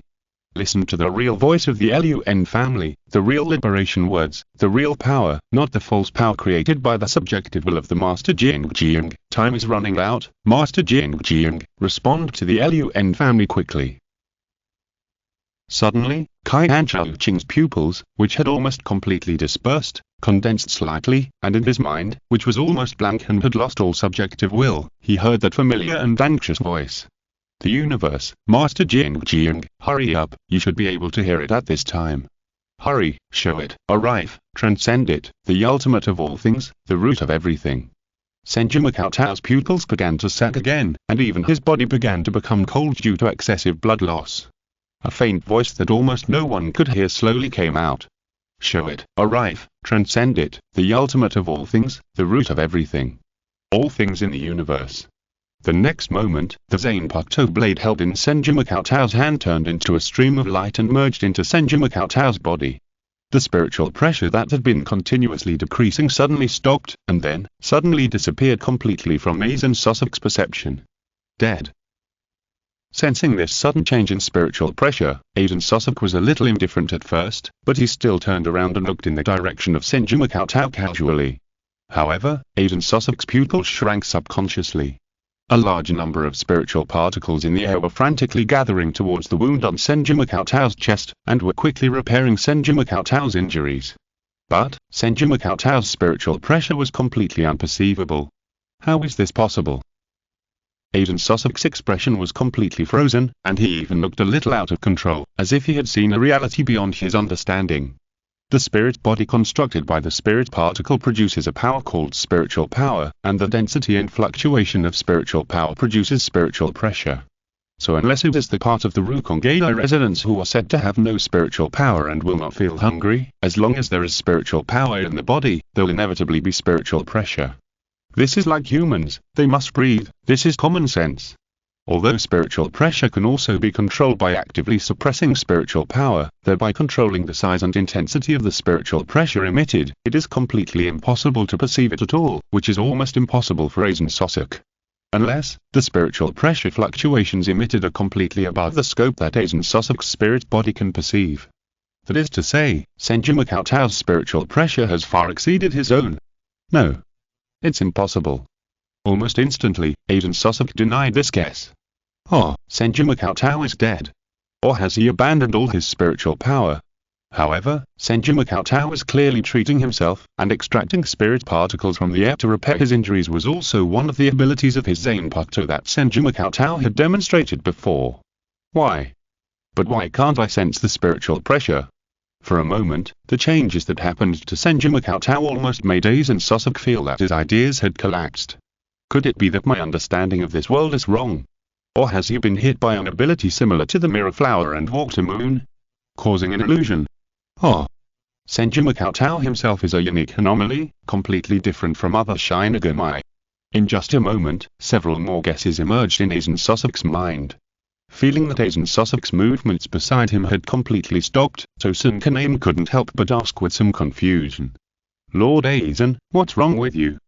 No, don't talk, let me think. Aizen Sosok couldn't help but grab his face with both hands, and said in a tone that revealed a loss of composure. As the changes in Senju Cheng became more and more obvious, it also attracted the attention of Cheng-ge, who was instinctively devouring the souls of the 10th Division members who are still alive. This guy, boom. The huge body of Cheng-ge fell heavily in front of Senju Cheng, who was lying on the ground, and looked at Senju Cheng, who was still repairing his injuries. After a slight daze, the Cheng-ge who was observing closely remembered the humiliating experience not long ago, and his eyes gradually turned red. The death god who was just like an ant actually poked that disgusting thing into the shell that he was satisfied with, and even directly poked the shell so that it could not be used. With anger in his eyes, Cheng-ge raised a sharp foot and poked towards Senju Cheng. Chapter 61 Teacher, I have committed a serious sin. At this moment, the injury of Senju Cheng, which almost lost half of his chest, was still healing, but there was still a shockingly huge wound. At this moment, accompanied by a cold and angry voice, a white light flashed. Shoot him. God's gun. The next moment, the white light collided with the fallen foot of Cheng-ge's. Ding. A harsh sound exploded in front of Senju Cheng, and while completely blasting back Senju Cheng's still somewhat blank consciousness, it also barely caused the fallen foot of Cheng-ge to deviate, and narrowly crossed with Senju Cheng's head. The Cheng-ge turned his eyes and looked in the direction of the quickly retracted white light. The source was the pale face of the distant Ichimura-jin, who was so weak that he was half kneeling on the ground. But the Cheng-ge turned his head upside down and directly ignored the existence of Ichimura-jin, and once again put his attention back to the hateful god of death in front of him. That stab must be returned first. Immediately, the tail of Cheng-ge's, which had joints of bones, stood up and stabbed at Senju Cheng again, whose heart seemed to be beating again through the naked wound. Boom, boom, boom. When the spike-like tail fell, the flow of blood made Senju Cheng's almost completely scattered pupils focus again. Die! Cheng-ge's strange and terrifying compound sound screamed, as if venting some kind of humiliation and hatred, filled with a rare pleasure. However, bang!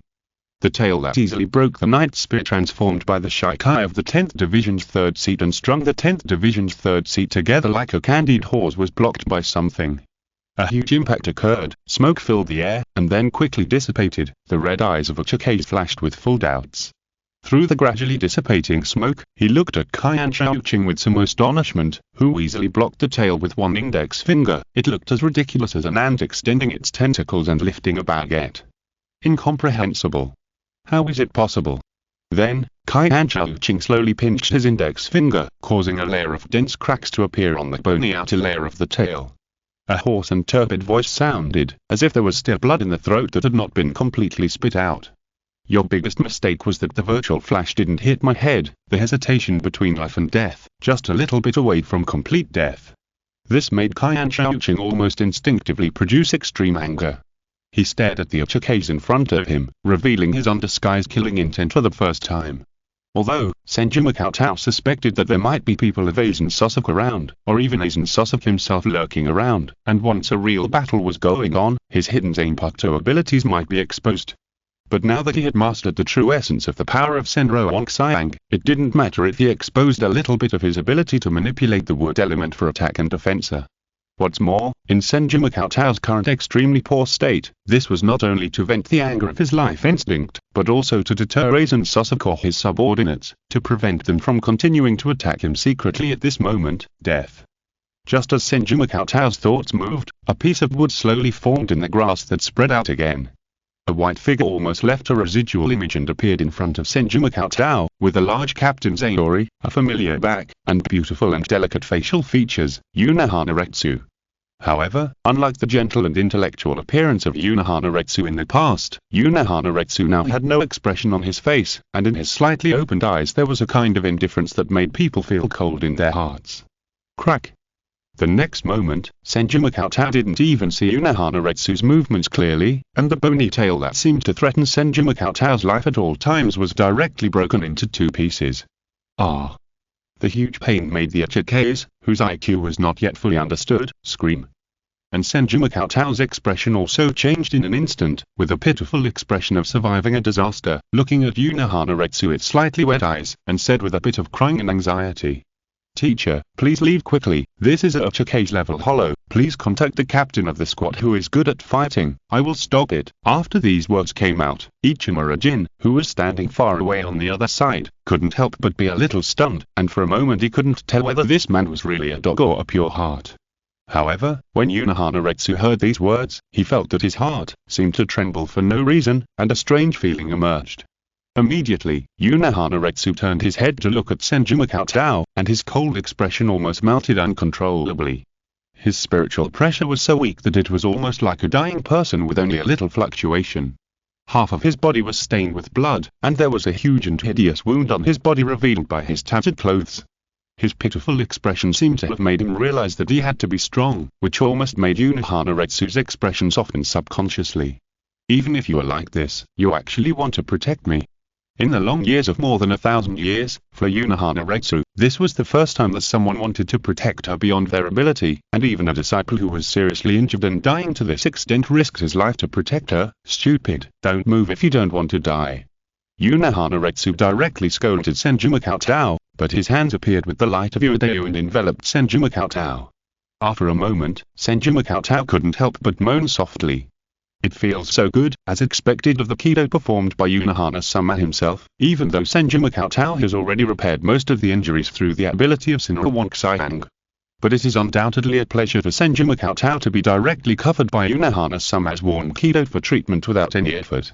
The injury is very bad, almost hit the heart, the degree of blood loss is extremely serious, multiple internal organs are damaged to varying degrees. Unohana also quickly judged the severity of Senju Cheng's injuries and understood that Senju Cheng still needed further comprehensive treatment.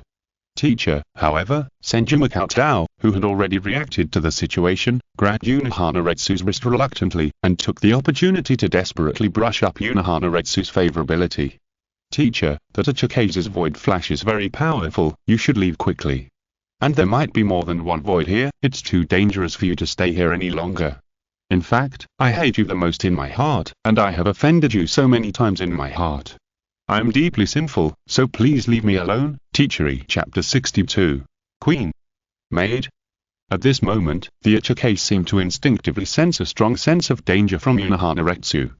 So it did not attack blindly based on instinct as before, but instead planted its 8 legs firmly on the ground, and another huge red ball of light slowly formed in front of the mask. Void flash. Teacher, be careful. Void flash. Senju Cheng, who witnessed this scene, looked horrified and struggled to get up, as if he was going to sacrifice his life to block this attack for Unohana. However, Senju Cheng's half-hearted struggle, as Unohana's slender white palm gently pressed on his chest, Senju Cheng seemed to be completely unable to move. The next moment, a huge void flash rushed over with an aura of annihilation. Unohana just raised one hand to the back and slapped it casually. Puff the blow completely defeated the void flashes of more than 30 death gods of the 10th Division, and it was so easily slapped away. Moreover, while Unohana used Kido on Senju Cheng, the other hand that was raised towards Cheng-ge emitted a terrifying blue light. Unohana, who seemed to be still completely focused on healing Senju Cheng, whispered a sentence. Hado 88. Flying Dragon Strike Thick Thunder Cannon. Boom. That was an extreme blue lightning torrent, one of the high-level Hado with the ultimate destructive power. Although it was released in a way that abandoned chanting, the endless lightning torrent still covered everything within Senju Cheng's sight. It also slightly lifted the Aori of Unohana captain, who was half kneeling in front of Senju Cheng with his head lowered, and set off Unohana delicate and intellectual facial features with such beauty and terror. As a disciple of Unohana teacher, I really shouldn't have too many rebellious periods. Senju Cheng watched with a shocked expression. The lightning torrent gradually dissipated, and the Cheng-ge was completely annihilated in Soul Society. Gurgle subconsciously, Senju Cheng showed respect for Unohana behavior of abandoning chanting and releasing high-level Hado while distracted, and easily killing Cheng-ge's, whose strength was almost equal to that of the captain. Although Senju Cheng had long understood that Unohana was not comparable to an ordinary captain-level death god, this behavior of casually killing an Cheng-ge like crushing an ant was indeed too terrifying. Cheng, are you scared? Unohana eyes flickered slightly, and for some reason he asked this question subconsciously. Senju Cheng shook his head, a relaxed smile appeared on his face, and answered. No, I just suddenly realized that the teacher was so strong, which was really reassuring. Now you, idiot, know how ridiculous it was to try to protect me just now. Unohana said with a tone that seemed a little dissatisfied. This question, although Senju Cheng is a single dog, and Unohana tone seemed a little unfriendly, facing this kind of three-point question, the corresponding answer still emerged subconsciously.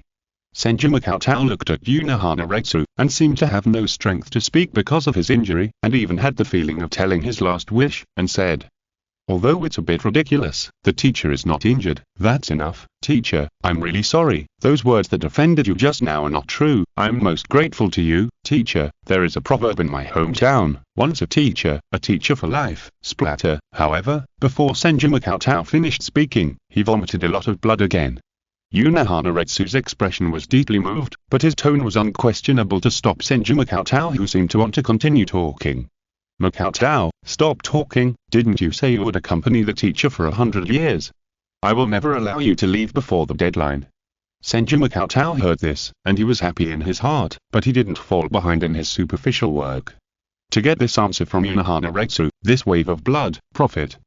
What's more, the blood that was just spit out had been stuck in Senju Cheng's throat, making him uncomfortable. Now he took the opportunity to get it out, which was a relief.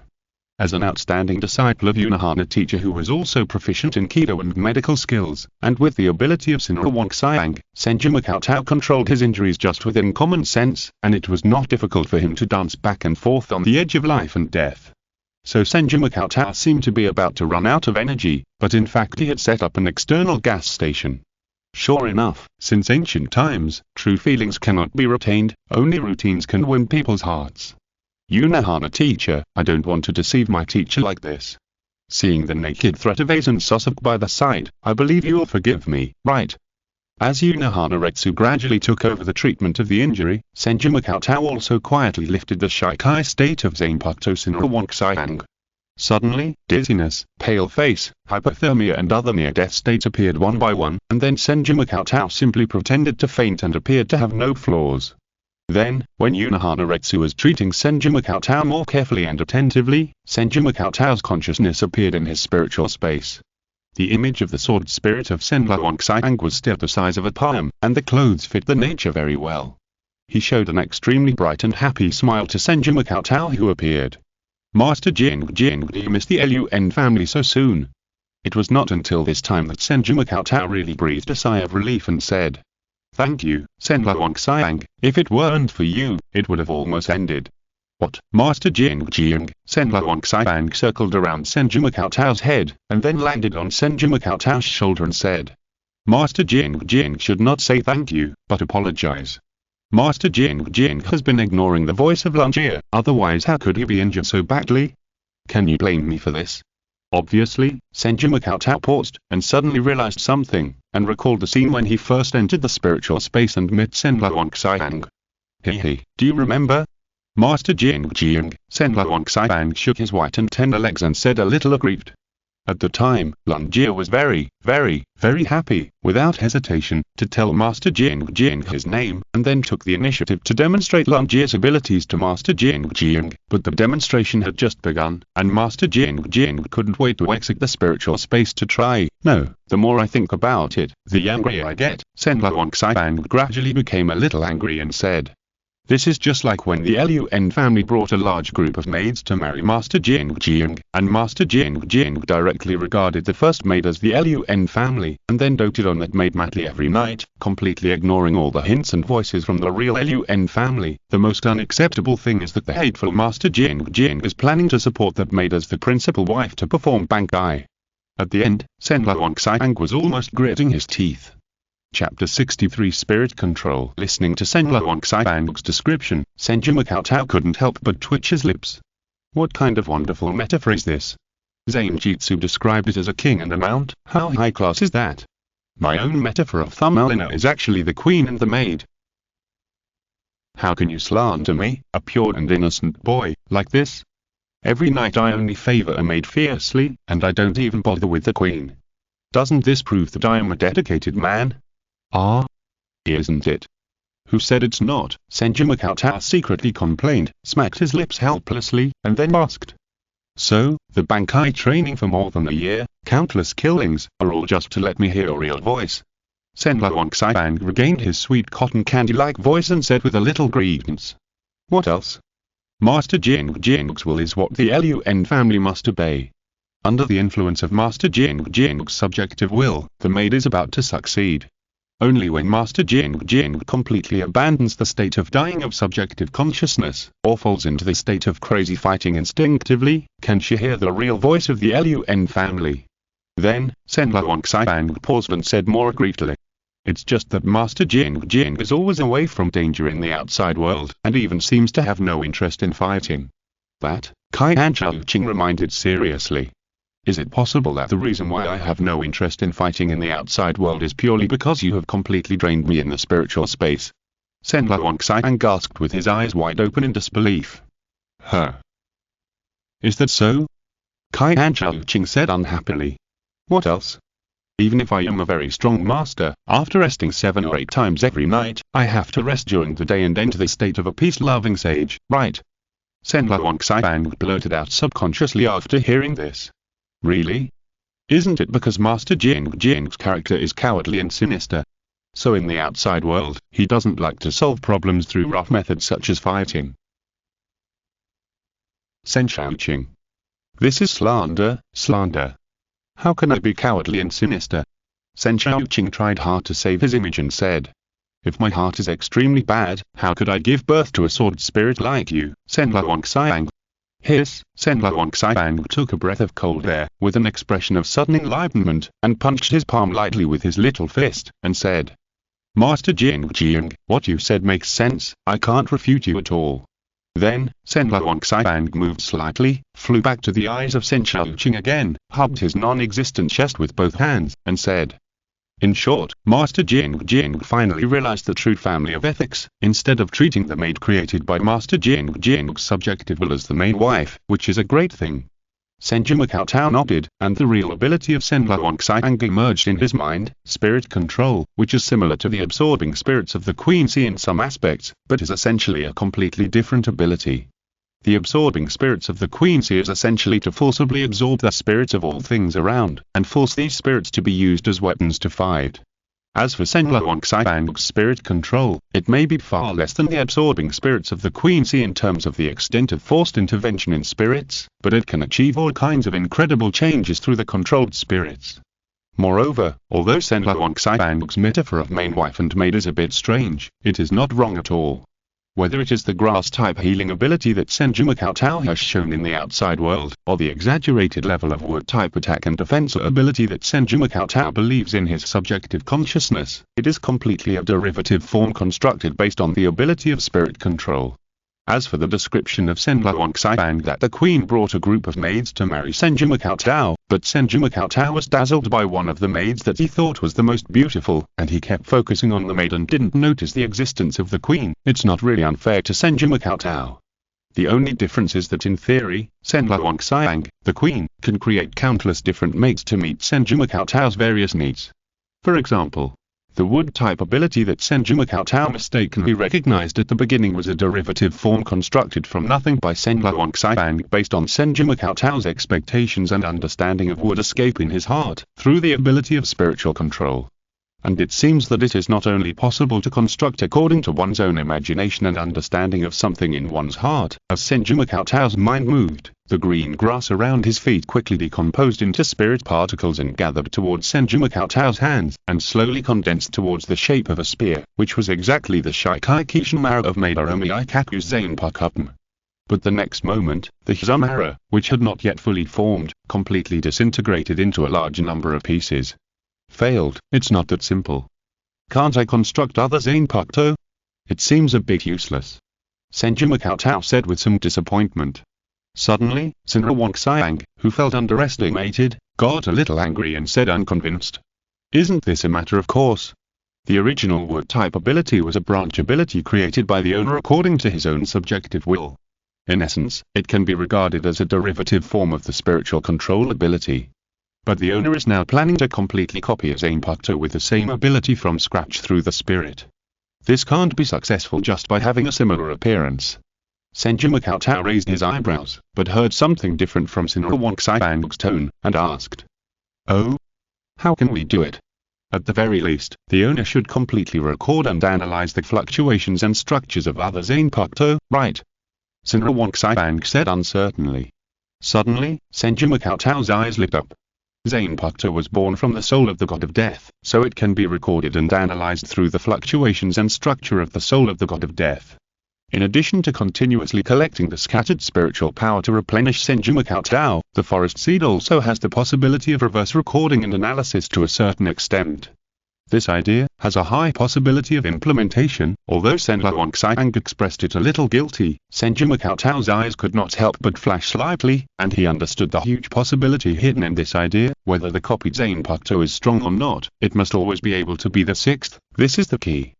For example, zanpakutō Shinigami shot and killed some nobles who stepped into the Seireitei with their left foot first in the middle of the night, and no god of death would be shaken about whether reaching Rojin was the murderer. Chapter 64. The Ultimate Spirit. Senbon Bancho looked at Senju Cheng's gentle appearance with glasses, but his eyes revealed full of ill intentions, and he couldn't help asking, Hey, Master Cheng-ge, you are not thinking about something not very gentlemanly again, are you? Who said that? I'm obviously a pure and honest doctor. Senju Cheng reiterated unhappily, and then thought of an interesting question and asked, Senbon Bancho, do you think that after I copied other zanpakutō, will a corresponding sword soul appear here? Senbon Bancho stared at Senju Cheng with wide eyes, looking at him in shock, with an expression of looking at wife in front of him, and then suddenly hit Senju Cheng's chest. Damn Master Cheng-ge, can't the Rin family satisfy you anymore? You even have fantasies about other sword souls. Boom. The next moment, Senju Cheng, who had no reaction at all, almost turned into a cannonball, and was directly hit and plowed a tunnel of hundreds of meters in the grass. Senju Cheng, who was lying at the end of the tunnel, had almost completely lost his chest, leaving only a strong and unyielding spine connecting his lower body. But the next moment, as Senju Cheng moved his mind, a large amount of green grass around him decomposed into spirit particles and gathered towards Senju Cheng, completely repairing the almost completely missing chest at a speed even more terrifying than the super speed regeneration of the hollow. Spirit particle control. Perhaps Senju Cheng's control over the spirit particles of the outside world is not unlimited, but it is naturally easy to repair the spirit particles of his own spirit body. This also led to the fact that when Senju Cheng released Senbon Bancho, as long as his consciousness was not completely collapsed, he could easily repair his physical injuries through spirit particles. By then, Senbon Bancho, which had stopped on Senju Cheng's chest, stomped angrily with its white and tender feet, and criticized angrily. As expected, you were a despicable, shameless, hateful, and lecherous master. You just heard my real voice, and then you actually hit such a dirty idea. The confused Senju Cheng asked in confusion. What? What dirty idea? Of course it is. Senju Cheng gestured with his palms, his face flushed and he stammered for a long time, and he couldn't say a complete sentence. Gradually, Senju Cheng, who reacted, couldn't help but reveal a meaningful smile and said, "As expected, Senju Cheng, you also understand no way. I'm a pure sword spirit."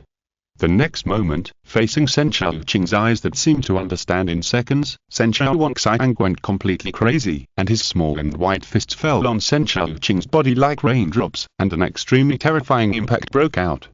Boom, boom, boom. The grass cracked, like a rolling earth dragon, as the punches fell. The deep pit that exploded was almost visible to the naked eye. 10 meters, 20 meters, 100 meters, Senju Cheng had once again completely become the familiar Cheng-ge master of Senju Cheng. When Senju Cheng's expression was twitching and he completely recovered, looking at the deep pits around him that seemed to have been dug by the monsters, he decided, for that time being, he should not stimulate Senju Cheng in front of him, whose CPU seemed to be overloaded and smoking. Obviously, I just didn't think of that aspect at all, but I didn't expect Senju Cheng to understand it faster than me. I can only say, it's worthy at being my zanpakutō, and if I think about it carefully, it seems to be a good thing. Kaiden Kyokotsu, Sochiruki, Tobimaya, Kwafen, ahem, Kwafen is better. The physical image in my memory is only slightly larger than Senju Cheng. Of course, on the surface, Senju Cheng coughed lightly, pushed up his glasses that represented a gentle and reliable person, and said seriously, "Senju Cheng, since I have heard your real voice, can you tell me the real practice of Bankai?" Humph. Senju Cheng crossed his arms and turned his head slightly away, as if he was deliberately ignoring Senju Cheng, and then spoke. "It's very simple, it's still the same. As long as Master Cheng-ge can surrender to me with hard power, then it will be natural." Upon hearing this, Senju Cheng said seriously, "Really? It's a pity that I'm afraid I won't be able to Bankai for a long time. I originally wanted to see what Senju Cheng looks like after Bankai. I guess that's what you really look like, right?" Senju Cheng's face almost subconsciously revealed a look of desire, hesitated for a moment, and said, "In short, I will never tell Master Cheng-ge that the way to surrender to the Lun family is to complete the ultimate spirit body."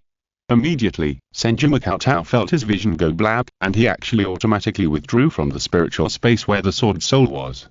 "Really? I'm obviously a sincere and kind person. How could I have such a zanpakutō that is so righteous in its heart?" Senju Cheng said helplessly.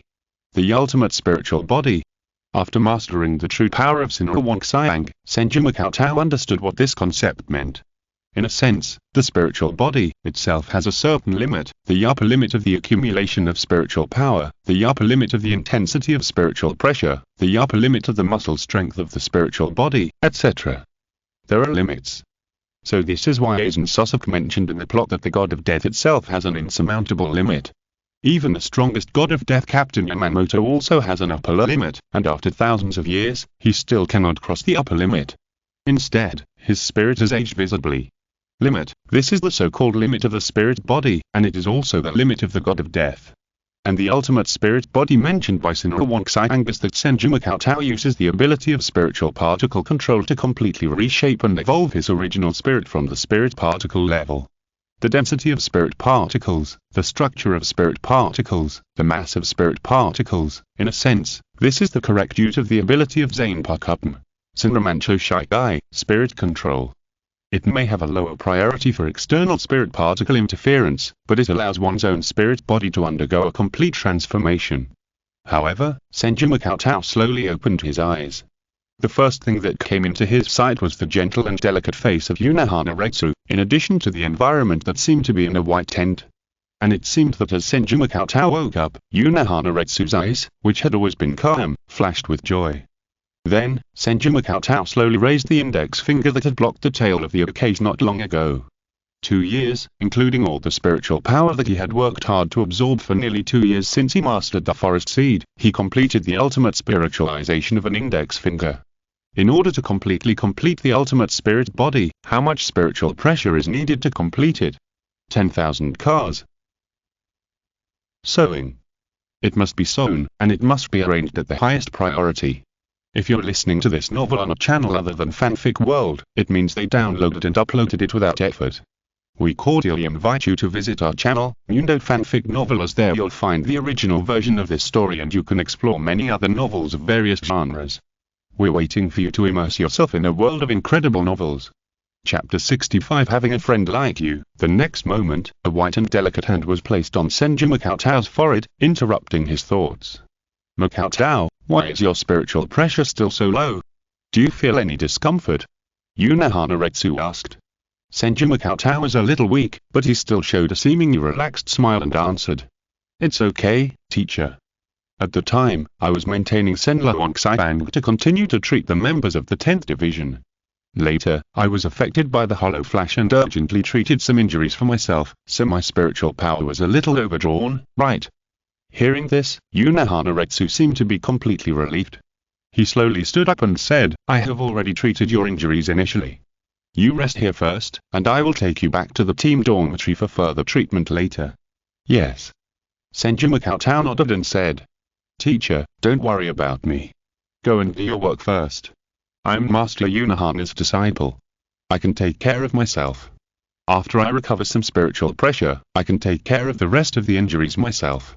Seeing his kind and well-behaved disciple being so considerate and sensible, Yuna Hanaretsu, who seemed gentle and amiable but was actually cold and bloodthirsty, couldn't help but feel a little guilty. If he had waited for Makoto for a while and didn't rush back to attend the so-called temporary captain meeting, then perhaps Makoto wouldn't have been injured to this extent. Then, Yuna Hanaretsu asked in the most gentle tone. What? Are you going to contradict the teacher now? You don't even listen to the teacher's words?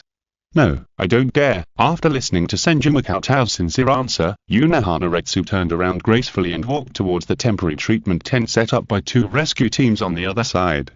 And looking at Yuna Hanaretsu's beautiful back, Senju Makoto couldn't help but subconsciously flashed a thought in his mind. Can his index finger poke Yuna Hana teacher to bleed? Of course, this is a serious thought. You know, in a sense, the battle of the gods of death is also called the battle of spiritual pressure. The spiritual pressure will form a kind of invisible magnetic field cover in the spirit body. If the spiritual pressure difference between the spirit bodies is too large, then it is impossible to produce substantial damage, and even the ability of the zanpakutō against the spirit body will be ineffective. It's just that Senju Makoto's index finger has completed the ultimate spiritualization. In essence, it is different from ordinary spirits in the dimension level, and the spiritual pressure density naturally generated is also completely different. It is for this reason that Senju Makoto easily blocked the attack of the Ichikeis with one index finger before, and with a slight bend, he could directly pinch a crack in the bony tail of the Ichikeis with pure spiritual muscle strength. So, if Yuna Hanaretsu hadn't arrived just now, perhaps Senju Makoto would have angrily and brutally used one finger to try to stack to death an Ichikeis that was nearly the size of a house. Why is this picture a bit hentai? Senju Makoto imagined that he seemed to be trying something new and he was furious at the time. Then, after throwing some not-so-good images out of his head, Senju Makoto sensed the spiritual pressure in his body, which was roughly equivalent to the level of a 3rd or 4th grader at the Shinigami Spiritual Academy. However, as the forest seed continued to absorb the scattered spiritual power from different Shinigami, the spiritual pressure was steadily recovering, so that others would not find out that Senju Makoto had completely lost his spiritual pressure. The spiritual pressure completely disappeared, although outsiders could associate Senju Makoto's trump card without knowing the ability of the all-seeing. This situation would undoubtedly cause some troublesome suspicion and attention. Senju Makoto narrowed his eyes slightly and recalled the whole incident. He could sense the process of his truly liberating the all-seeing and the disappearance of spiritual pressure. The Ichikeis had completely turned into ashes, and in addition there was Ichimura-jin and Aiden Sasako, his subordinates, who might be hiding. Ichimura-jin, this gloomy and extreme kid, had almost completely turned into the shape of Matsumoto Ranjaku. Therefore, Senju Makoto had never thought of winning over or subjugating Ichimura-jin before, and he did not even intend to make close friends with him to avoid intervening in the love between him and Aizen Sasako. The reason why he treated Ichimura-jin and Matsumoto Ranjaku as more out of the doctor's job. However, what was beyond Senju Makoto's expectation was that when facing the threat of Ichikeis, Ichimura-jin, the little kid, did not run away. Instead, he endured the pain of just completing the soul transplant and forcibly released the zanpakutō God gun to block Ichikeis' attack for himself. This, on the contrary, made Senju Cheng more grateful and recognized for Ichimura-jin.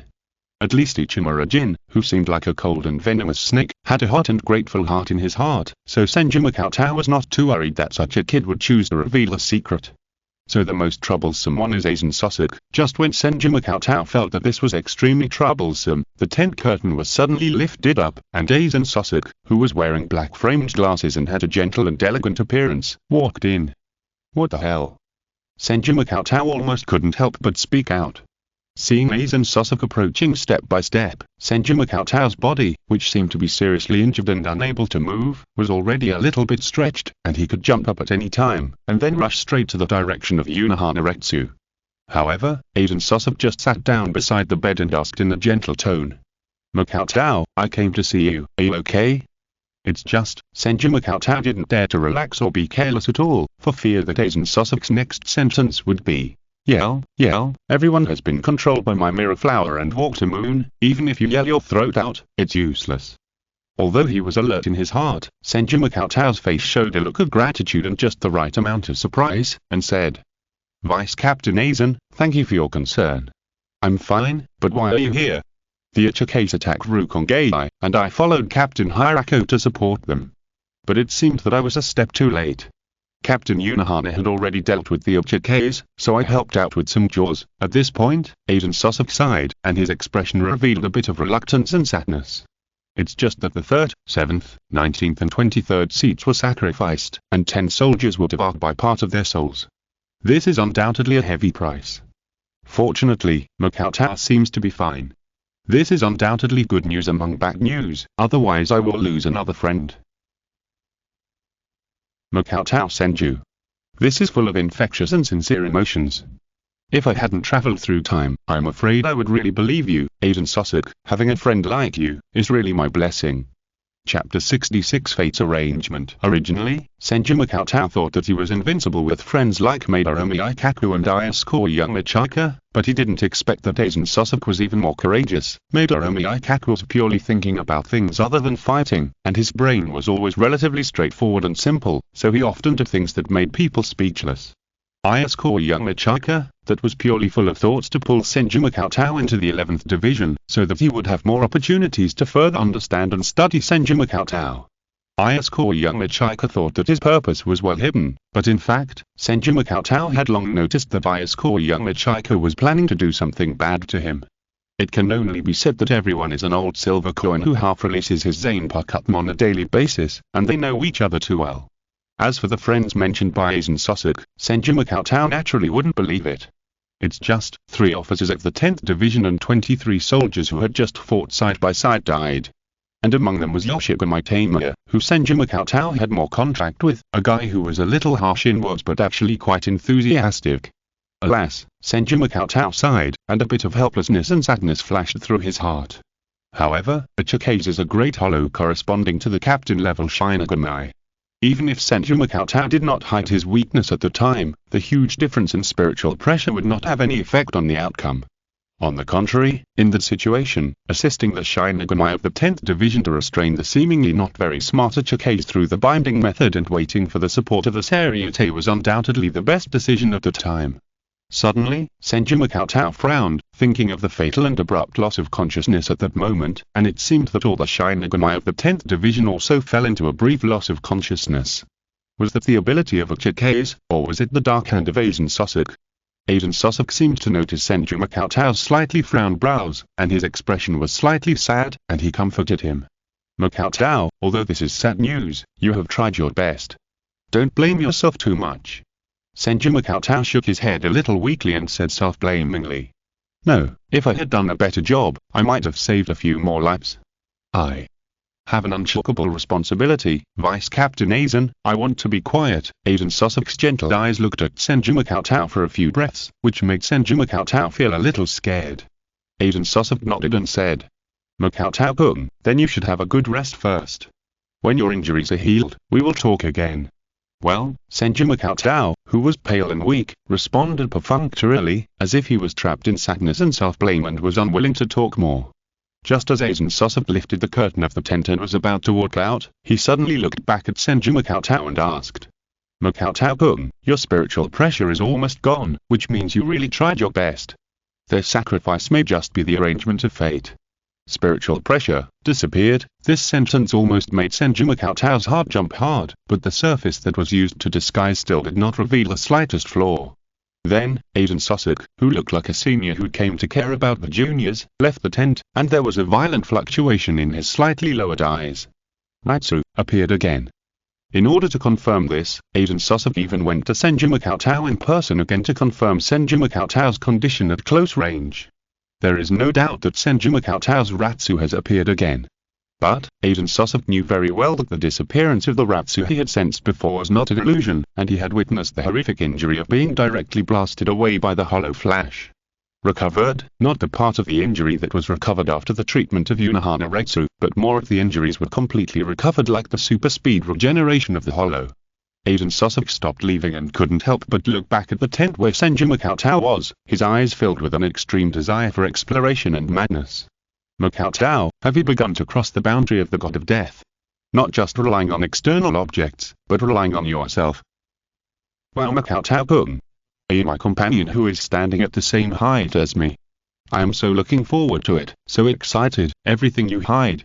I can't wait to confirm it. After staying for more than 10 breaths, Aiden Sosok stood outside the tent and stared at Senju Makoto's position for more than 10 breaths, as if he was looking at the companion who could truly understand him after searching for hundreds of years. Slowly, Aiden Sosok grinned an exaggerated smile, revealing his arrogance and loneliness that could not be concealed, and murmured, Makoto-kun, you can also feel it. We are standing at the same height, and are slowly approaching under the arrangement of fate. Inside the tent, Senju Makoto thought about Aiden Sosok, then he slowly turned over and reached out to scratch his butt.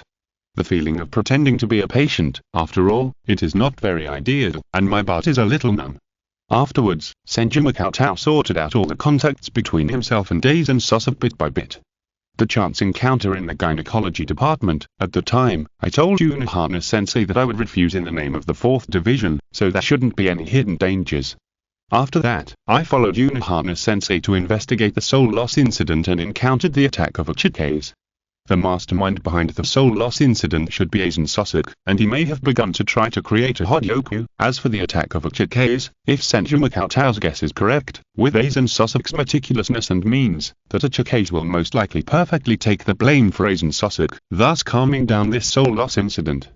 It's just, Aiden Sosok should not know that I already know so many of his secrets. Just now, it was just the second time I had direct contact with Aiden Sosok. The only hidden danger is that I don't know if Aiden Sosok has been hiding nearby before, witnessing the process of my true liberation of the all-seeing and the disappearance of my spiritual pressure when I first performed the ultimate spiritual body under the guidance of the all-seeing. Should I secretly remind Unohana-sensei and try to stab Aiden Sosok in the back? Perhaps Unohana-sensei will immediately notice the flaws in this incident and then directly expose Aiden Sosok's true face. It's a bit risky. It might backfire. With Aiden Sosok's meticulousness and scheming, I might not really implicate him, but instead expose myself. Perhaps? I'm just worrying too much. Everyone has an information cocoon. With Aiden Sosok's arrogance, he may not really value me, now that I have mastered the true power of zanpakutō. Sayang, I have an extra trump card, and my ability to save my life has been greatly improved. Thinking of this, Senju Makoto gradually gave up the idea of stabbing his friend Aiden Sosok in the back. For Senju Makoto now, sowing more seeds, and completing the ultimate spirit body is the most important thing, and delaying the time of a possible head-on conflict with Aiden Sosok is beneficial. Chapter 67. The Spirit of the Jingling Court. Afterwards, after Senju Makoto lay down in the tent and rested for a night, the incident came to an end. The members of the 10th Division whose souls were devoured were almost the same as those of the residents of Rukongei. In addition, the Technology Development Bureau that arrived later compared the spirit particles left by the Uchike's and found the same residual spirit particles on the spirits of some of the residents of Rukongei. The ability of the Uchike's to lurk in other spirits also explained why no trace of it was found in Rukongei. So far, the Seireitei made the judgment that it was the Uchike's that caused the loss of souls. Afterwards, Senju Makoto also met Fenge Kaolujira, who looked like a classical aristocrat, and Captain Hirako Makoto, who looked sloppy, and the current vice-captain of the 10th Division, Shiba Ishin. At this moment, Shiba Ishin was completely different from the sloppy uncle like Kurosaki Ishin in Senju Makoto's memory. He looked heroic and handsome, and his personality had already highlighted the kind of carefree and unruly style. However, Ishinshiba shed tears on the spot for the casualties of more than 30 team members, and he regretted not staying in Rukongai.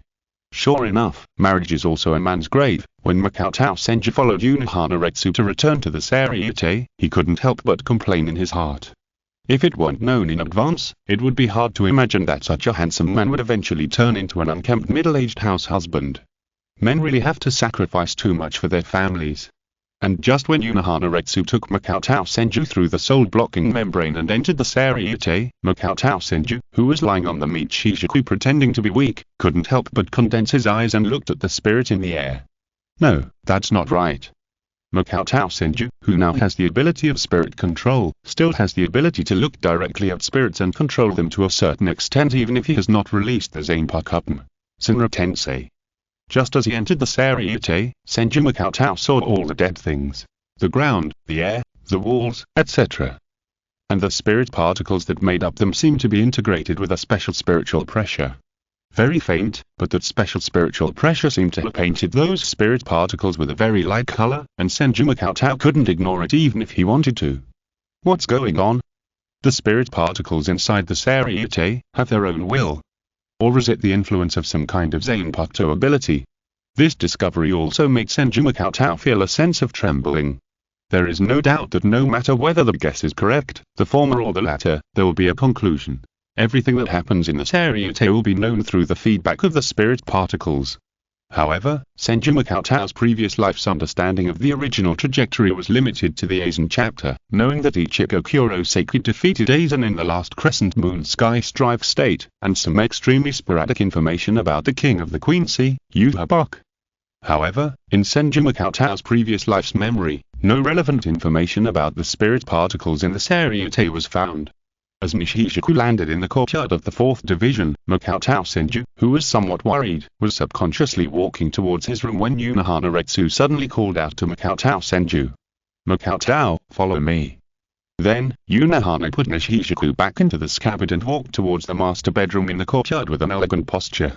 Makoto Senju followed behind with some confusion. Bang! As Unohana Retsu opened the door, Makoto Senju could not help but carefully look at the environment inside the room. It was the first time for Makoto Senju to actually enter the place where Unohana Retsu slept, which undoubtedly made Makoto Senju a little curious. Elegant, antique and fragrant, there were not too many messy decorations, and the overall appearance was quite neat and simple, which made Makoto Senju's expectations in his heart completely different. But that's true. If Unohana-sensei's room was a mess, I'm afraid Unohana-sensei wouldn't allow me to enter, Makoto Senju thought secretly, and his eyes accidentally looked at Unohana Retsu, who seemed to be lying on the ground looking for something in the cabinet.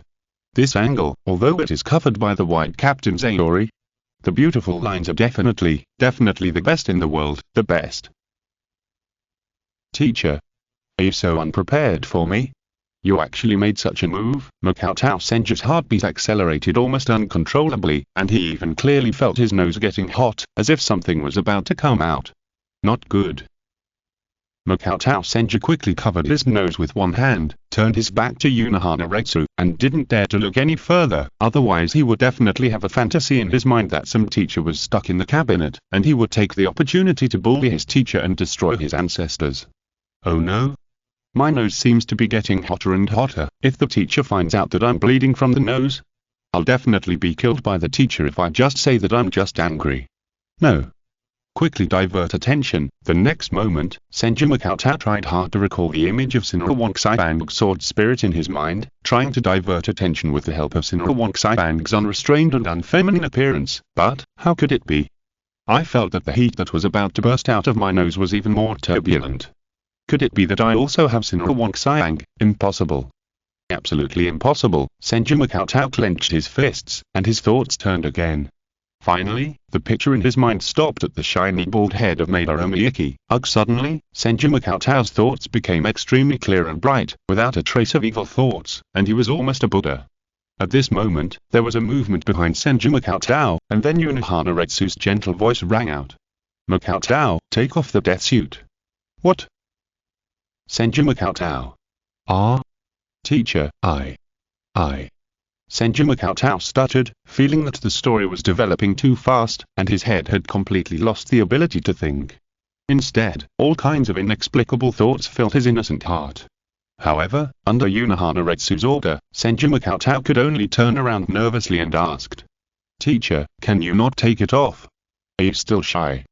Unohana-retsu chuckled and said, "It's too late, Cheng. When you were unconscious before, I had already checked your body." Senju Cheng's eyes widened in shock, as if it was a bolt from the blue. He felt that he seemed to have lost something important in front of Unohana teacher. Is it dignity? Is it chastity? Is it pride? The most important thing is, can you be responsible? At this time, Unohana-retsu did not forget to add a comment. "Well, it's actually quite good. Cheng's body is much stronger than I thought." At this moment, Senju Cheng felt like a tender lamb that was in the hands of a big villain and could not struggle. "If you want to humiliate me, please be more direct. Instead of just verbally teasing me like this." Chapter 68. Rain and Dew. Senju Cheng raised his eyes, and saw Unohana-retsu's gentle and encouraging expression, as if he was encouraging Senju Cheng to react to their stress or do something offensive. No, that's not right. Senju Cheng's heart suddenly shuddered, and he understood it completely. This is probably what the black-bellied Unohana teacher subconsciously said when he began to settle accounts with him to improve his favorability. Once he really did something rude by accident, Unohana teacher would have an excuse to punish him. Therefore, the only thing he can do now, abide by the red line as a disciple and obey Unohana teacher. "Yes, teacher, I understand." Under the gentle gaze of Unohana-retsu, Senju Cheng said with a trembling voice, and then slowly untied a death suit on his body. Gradually, a voice that was slightly flustered and gentle was heard in Unohana-retsu's room. After a while, the door of Unohana-retsu slowly opened. With a bandage wrapped around his chest and sweat on his forehead, Senju Cheng, who was walking a little unsteadily, walked out by the wall, and then walked back to his room with a light and heavy step. Everything that just happened is simply torture. In the slightly dark room, as an innocent boy, he had to take off his coat under the coercion of a very beautiful lady. While he was holding on to his bottom line, he was gently subjected to various cruel treatments by the lady who was close at hand. And in this case, Senju Cheng had to always maintain his personality in front of Unohana-retsu, and dared not show any offensive thoughts and instincts. This was undoubtedly a torment and torture. Unohana-retsu is definitely not unaware of her own charm. She is definitely looking for a suitable excuse to punish herself. However, the scene where Unohana-retsu annihilated the Chuckers with a casual Hado 88 Flying Dragon Strike Thief Thunder Cannon was still vivid in his mind. Senju Cheng knew that he could never defeat Unohana-retsu with just an extremely spiritual index finger. So, Senju Cheng could only endure. By now, Senju Cheng had even begun to feel that the bald head of Madarome was faintly handsome, and it seemed that it was not impossible. No. Senju Cheng gritted his teeth and swore fiercely in his heart. This is just like when a man goes to a brothel to listen to music, and a black-bellied wife with a kitchen knife stands beside him and stares at you the whole time, waiting for you to show some little horns, just so that she can have a reason to swing the knife. Unohana-retsu, remember this, sooner or later I will definitely take revenge like this, repay you, give you a treatment you will never forget. When Senju Cheng struggled to crawl back to his bed, he felt his whole body almost limp, but his spirit was extremely excited. And at this moment, Senju Cheng suddenly felt that in the air in front of him, a noble lady with a broad mind slowly floated by. Is it an illusion? But despite this, Senju Cheng's eyes still subconsciously followed the seemingly unreal noble lady slowly turning, and her appearance seemed to be getting clearer and clearer. She was wearing a gorgeous purple dress, with long black hair dignifiedly coiled on her head. In addition to her eyes being wrapped by a black belt, her exposed nose and mouth were quite delicate. Most importantly, her broad mind comparable to that of Unohana-sama was revealed openly. Then, the phantom of the noble sister suddenly moved closer to Senju Cheng, and her broad mind was almost within reach. Then, it moved up and down, attracting Senju Cheng's attention. The next moment, a rather sharp voice reached Senju Cheng's ears. "Ah. You little brat, you can really see me, it's really surprising." As soon as these words came out, Senju Cheng's eyes suddenly cleared up, and he looked at the noble sister's mouth that was speaking. "It's not an illusion." Then, Senju Cheng stepped back a little, away from the snow white that blocked his vision, and carefully looked at the noble sister in front of him who was chattering and expressing his surprise. "Rizi." After careful identification, Senju Cheng was surprised to find that the noble sister in front of him, who was half true and half false, was actually a phantom composed of the weak spiritual pressure emitted by the spirit in the air. "Who are you?" Senju Cheng asked. "Yulu Takhuliu." Yulu gave his name very straightforwardly, and then said excitedly, "Senju Cheng, don't be nervous, I have no hostility at all, it's just that it's rare to find someone who can see me in a non-materialized state. This is undoubtedly quite a surprise for me." Senju Cheng was slightly surprised and asked, "How do you know my name?" "Of course I know, everything that happened in the entire Jingling court, I know very well, because my master has combined himself with the spirits of the entire Jingling court through my ability." Yulu spoke very quickly, without any intention of covering up. Senju Cheng himself, completely combined with Jingling court. For a moment, hearing this astonishing fact, Senju Cheng almost instinctively had a huge doubt. Identity, purpose, threat level. However, Senju Cheng did not doubt that Yulu was lying, because he did observe that the spirits inside the Seireitei were emitting a weak spiritual pressure, which was undoubtedly as strange as being able to sense light fluctuations from inorganic matter. Senju Cheng asked vigilantly, "So, you're a zanpakutō. Then who is your master?" "My master? I wonder if you have heard of the name of the 8th generation King Seireitei?" Yulu asked. "No." Senju Cheng shook his head. Yulu replied, "That's a pity. My master Seireitei is now imprisoned in the bottom of the underground prison, the infernal hell. If you have the opportunity to be imprisoned there, you may be able to meet my master." Who would like to be imprisoned there? The infernal hell is where the most heinous people in the history of Soul Society are imprisoned. Once they enter, it means being abandoned by Soul Society and forever sinking into the dust of history. As far as Senju knows, in the original plot, after Aizen Sosok was defeated, he was sentenced to be imprisoned in the hell for 18,800 years. Damn, there are zeros and whole numbers. You have to know that the history of the entire Seireitei is only a few thousand years, and the Gotti 13 was established only about 1,000 years ago. What's the difference between 18,800 years and never reincarnated? Senju doesn't want to go to the hell in advance and wait for Aizen Sosok to come over to play poker. Chapter 69 Transactions and Remuneration. But let's not say that even if they were imprisoned in the hell, as long as Senju and Aizen Sosok's zanpakutō were not completely incapable of use, it would not be difficult for the two of them to play decent poker. Senju could deal poker cards through the spirit control, and Aizen Sosok could respond to the card-playing actions through the illusions produced by Mirror Flower and Water Moon, and even the two of them could cheat back and forth crazily. Think about it, it's quite interesting. What the hell? How could I go to the hell to play poker with Aizen Sosok? Wouldn't it be better to play with Unohana teacher? Senju quickly shook off the unnecessary awareness and asked, "So, you and Seireitei are fully aware of what happened in the entire Jingling time?" Yulu said as if stating a plain fact. "Yes, that's right.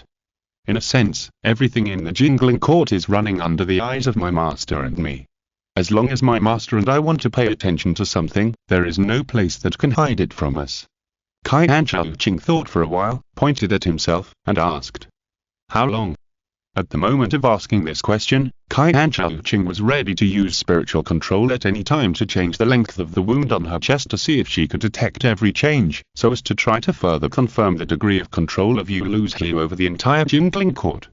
However, to Senju Cheng's surprise, Yulu shook her head, closed her rosy lips, and said, "This question, I can't answer it. To be more precise, Senju Cheng, you're a special exception." After a pause, Yulu did not wait for Senju Cheng to speak, and continued at a very fast speed.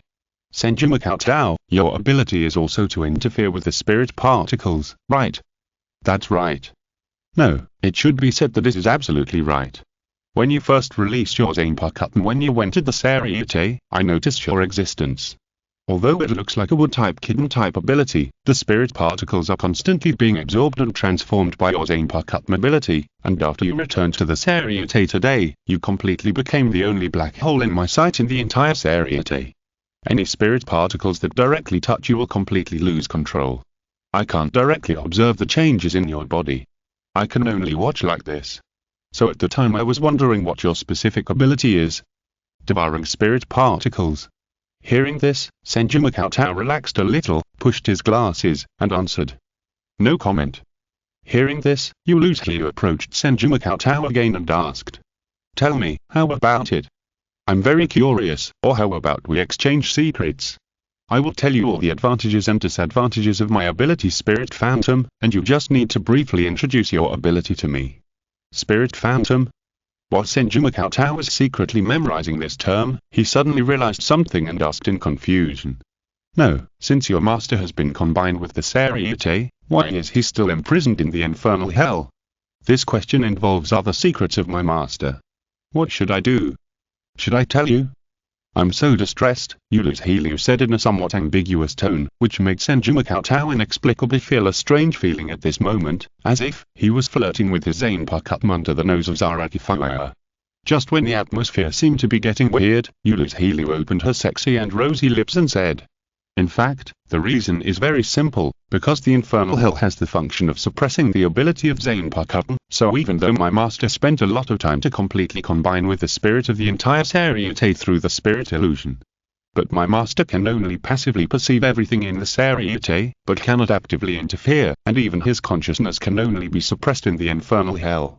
So now my master is also listening to our conversation, and is a little annoyed by my betrayal, but he can only watch and can't stop it.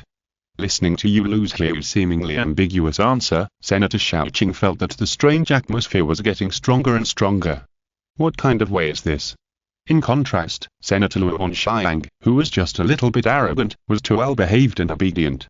At least he didn't do some weird things with other Shinigami behind his back. Is it really appropriate for you to do this? Will Seireitei mind? Senator Cheng asked inexplicably with a guilty conscience.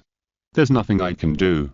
I'm just a zanpakutō who likes to cause trouble for my master. Then, Liu changed his tone and asked.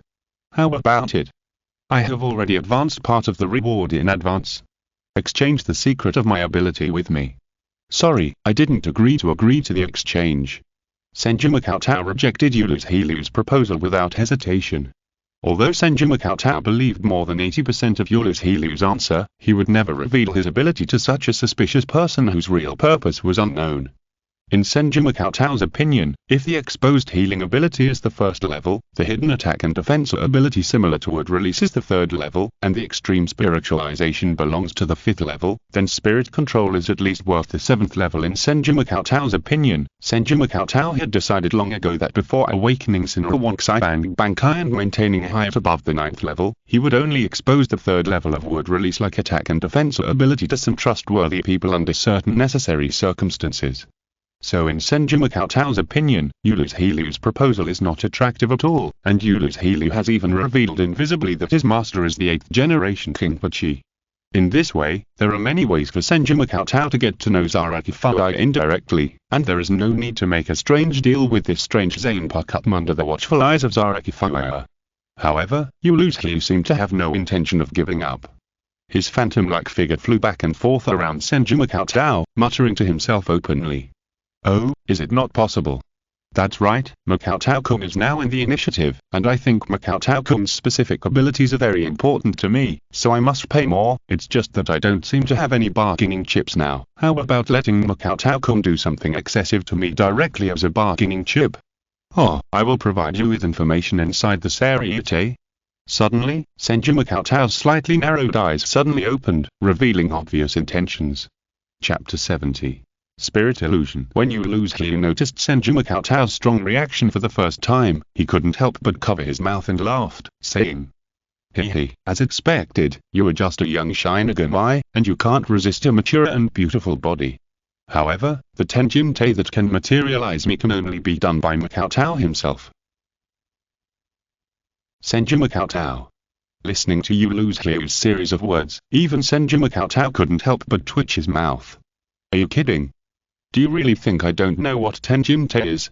In essence, it is a special puppet prop developed by Urahara Kishu to speed up the completion of zanpakutō's Bankai, which can make the zanpakutō sword soul materialize in the outside world. However, the material of the Tenjimtei thing is most likely steel. Penetrating 3 points into the wood, it is incredible. Even a monster can't do it 3 points into steel. What's more, your master, Seireitei, is always watching. Is it really appropriate for you to say such a thing? Just when Senju Cheng was speechless, he suddenly realized that it was not right. I was not really attracted to Healy herself, but the information she proposed. However, just when Senju Cheng was about to clarify with a righteous attitude, Senbon's petite figure suddenly appeared between Senju Cheng and Healy, and shouted with his hands crossed. Daimyo, this is absolutely Daimyo. The master of the Lun family would not be interested in a shameless sword spirit like you. Healy crossed his arms, his eyes seemed to stay somewhere in Senbon's, and then said in a mocking tone. Oh? You're Cheng-ge's sword spirit, it's really petite and cute. Senbon gnashed his teeth and said, feeling the invisible mockery. How dare you, a big-breasted sword soul who betrays his master and flirts with other death gods, be so arrogant? Little sword soul, what a childish and ridiculous statement. When have you ever seen a sword soul that betrays its master? It's no wonder that you're disliked for being so naive. What are you talking about? Ha, are you furious? You're really insignificant. Senbon suddenly thought of something and said in a sarcastic tone. That's right, it's really pitiful. A sword soul that can't even protect its own master can only flirt with other death gods to comfort itself, right? This seemed to have touched Healy's sore spot, and he shouted with a distorted expression. Just a little thing, Senator, Senbon. Kaian Xiaoqing looked at the shadow of Senbon, and witnessed that Senbon and Healy had a few words and their eyes were blazing with anger, and they were almost fighting on the spot. He was a little confused. Wait, Senju Cheng put his hand on his forehead, stopping that verbal battle between Healy and Senbon, and asked. Senbon, how can you show up in the outside world? Isn't it true that only when you are close to Bankai can the god of death communicate directly with the sword spirit in the outside world? Senbon heard this and said angrily. This stupid, shameless and vulgar sword spirit can use the spiritual pressure in the spirit to condense a phantom, and Master Cheng-ge actually doubts that the Lun family can't do it. Damn Master Cheng-ge, you must not be shaken. Anything that this shameless sword spirit can do, the Lun family can definitely do better. At this time, Healy's playful and teasing voice sounded. Oh, including entering the transformation body and being manipulated by Cheng-ge? You little thing, you are powerless. Ah. You extremely hateful sword soul, get out of the sight of Master Cheng-ge. Senbon, whose head was once again stimulated to the point of smoking, rushed directly towards the phantom of Healy.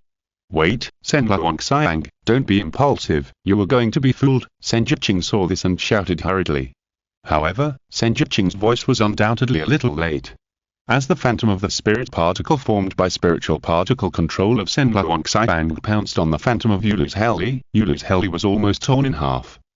At the same time, Seireitei, who was imprisoned in the hell of hell, frowned slightly.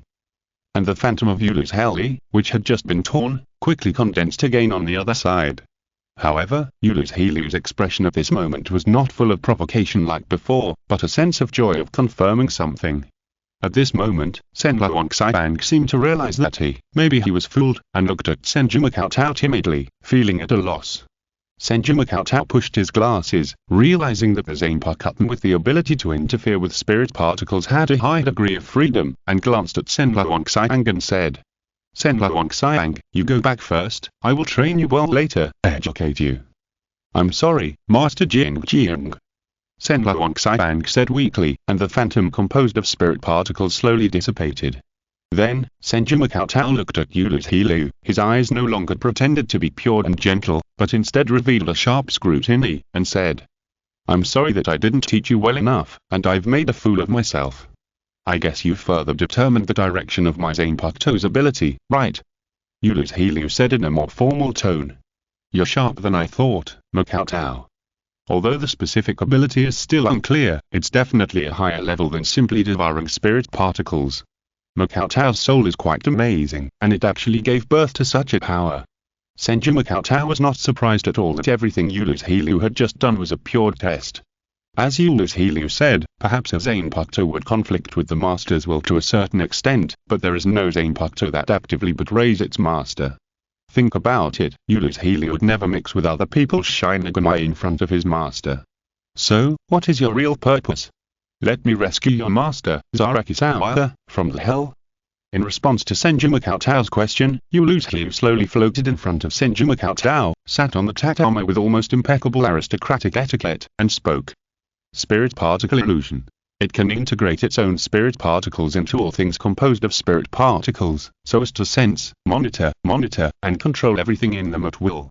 After a pause, Liu continued to speak in front of Senju Cheng's somewhat stunned expression. But there are many disadvantages. If you integrate into the spirit particles of non-living things, the spirit particles will be destroyed and you will also suffer a certain degree of damage. If the spiritual pressure of the integrated spirit body is too high, you will suffer direct rejection damage.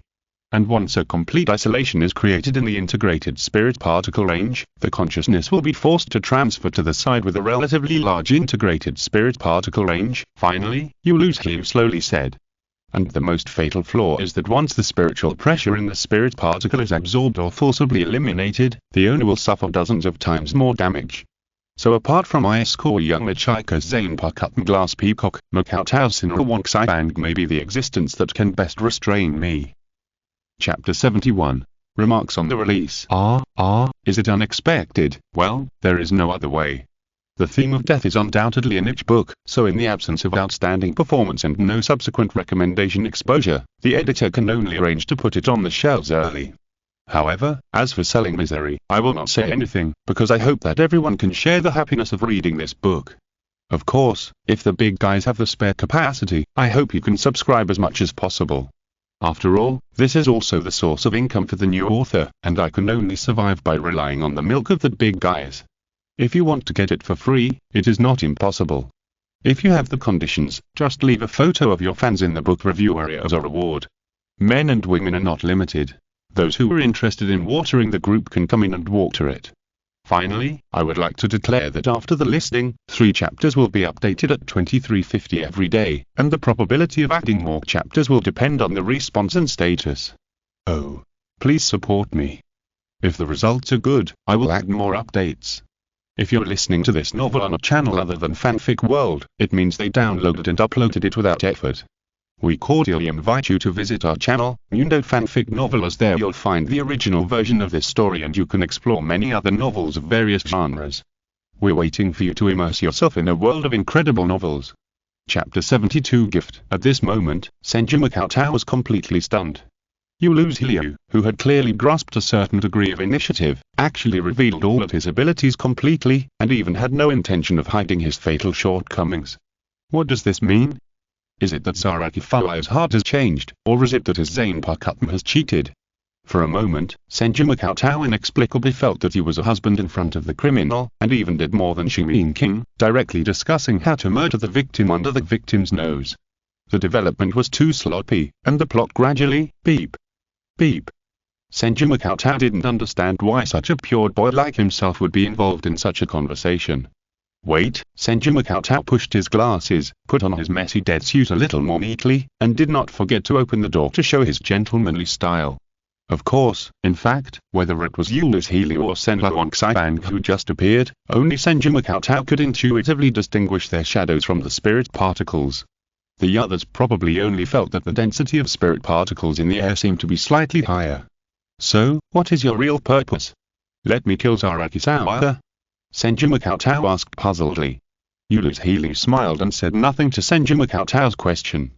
I'm just a zanpakutō who likes to cause trouble for my master, Makoto-kun, please don't let me down. Senju Cheng analyzed calmly. Your master is imprisoned in the hell of hell, and the possibility of conflict between us is ridiculously low. Sooner or later, my master will definitely come out of the hell of hell. He is just watching, waiting, and thinking now. Liu, who was blindfolded with a black leather belt, said very confidently.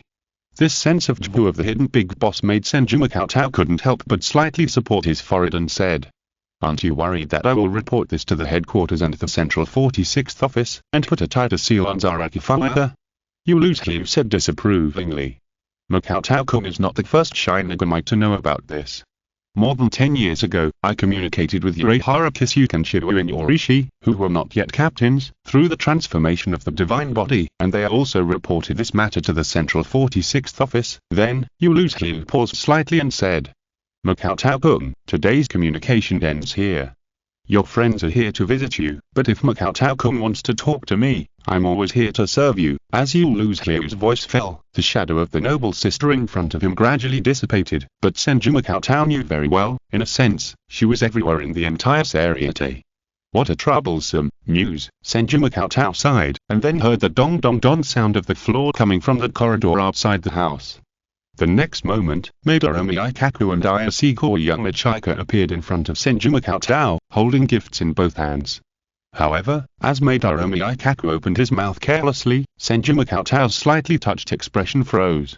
Hey, Senju, I heard that you almost died. Ayase young Michika stretched out his hand and poked Senju Makoto's bandage and said, Senju, you are so embarrassed, it doesn't match your gorgeous style. Are you two here to see the joke? Senju Makoto asked with a bit of expression.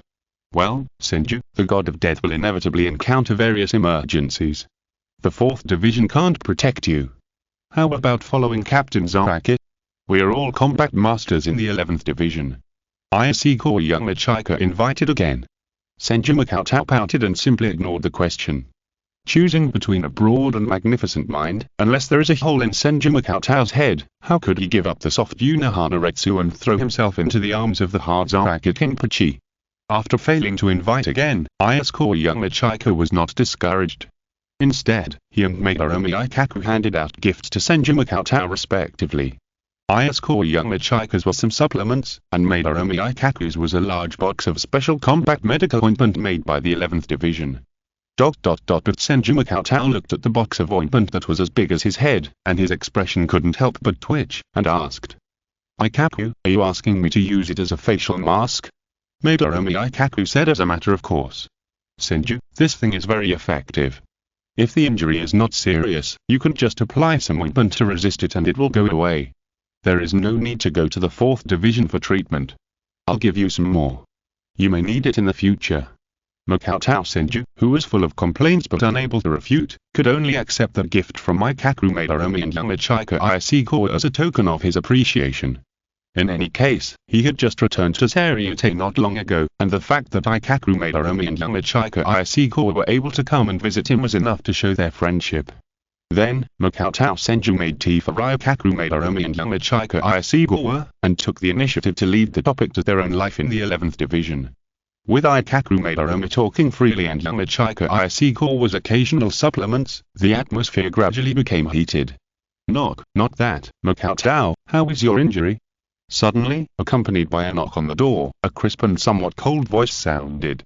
Makoto Senju looked at the door and saw Shiko, dressed in black Xinjin, with a petite and cute figure, appearing there, holding a bouquet of carnations in her hands. Shiko. Makoto Senju was quite surprised by Shiko's appearance, and quickly stood up to greet her.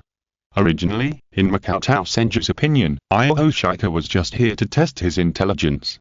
Although he intended to have a good relationship with her at the time, under the interference of Unohana Retsu, Makoto Senju thought that the indifferent relationship they had just established was over. When Makoto Senju led Shiko, who seemed to have an unnatural expression, to sit in the room, Ayase young Michika gave a look to Ikaku Madarome. But Ikaku Madarome didn't seem to notice it at all, and slapped his thigh and continued to speak excitedly. Senju, you don't know that in order to subdue those guys, I fought with them for a whole day and night without blinking and ahem. Ayase young Michika coughed heavily and blinked at Madarome Ikaku again. What are you doing? Madarome Ikaku said in confusion. Yamachika, are your eyes dry? TSK. Ayase young Michika simply stood up, dragged Madarome Ikaku by the collar and dragged him out of the house, and then said, Senju, I suddenly remembered that I have something to do.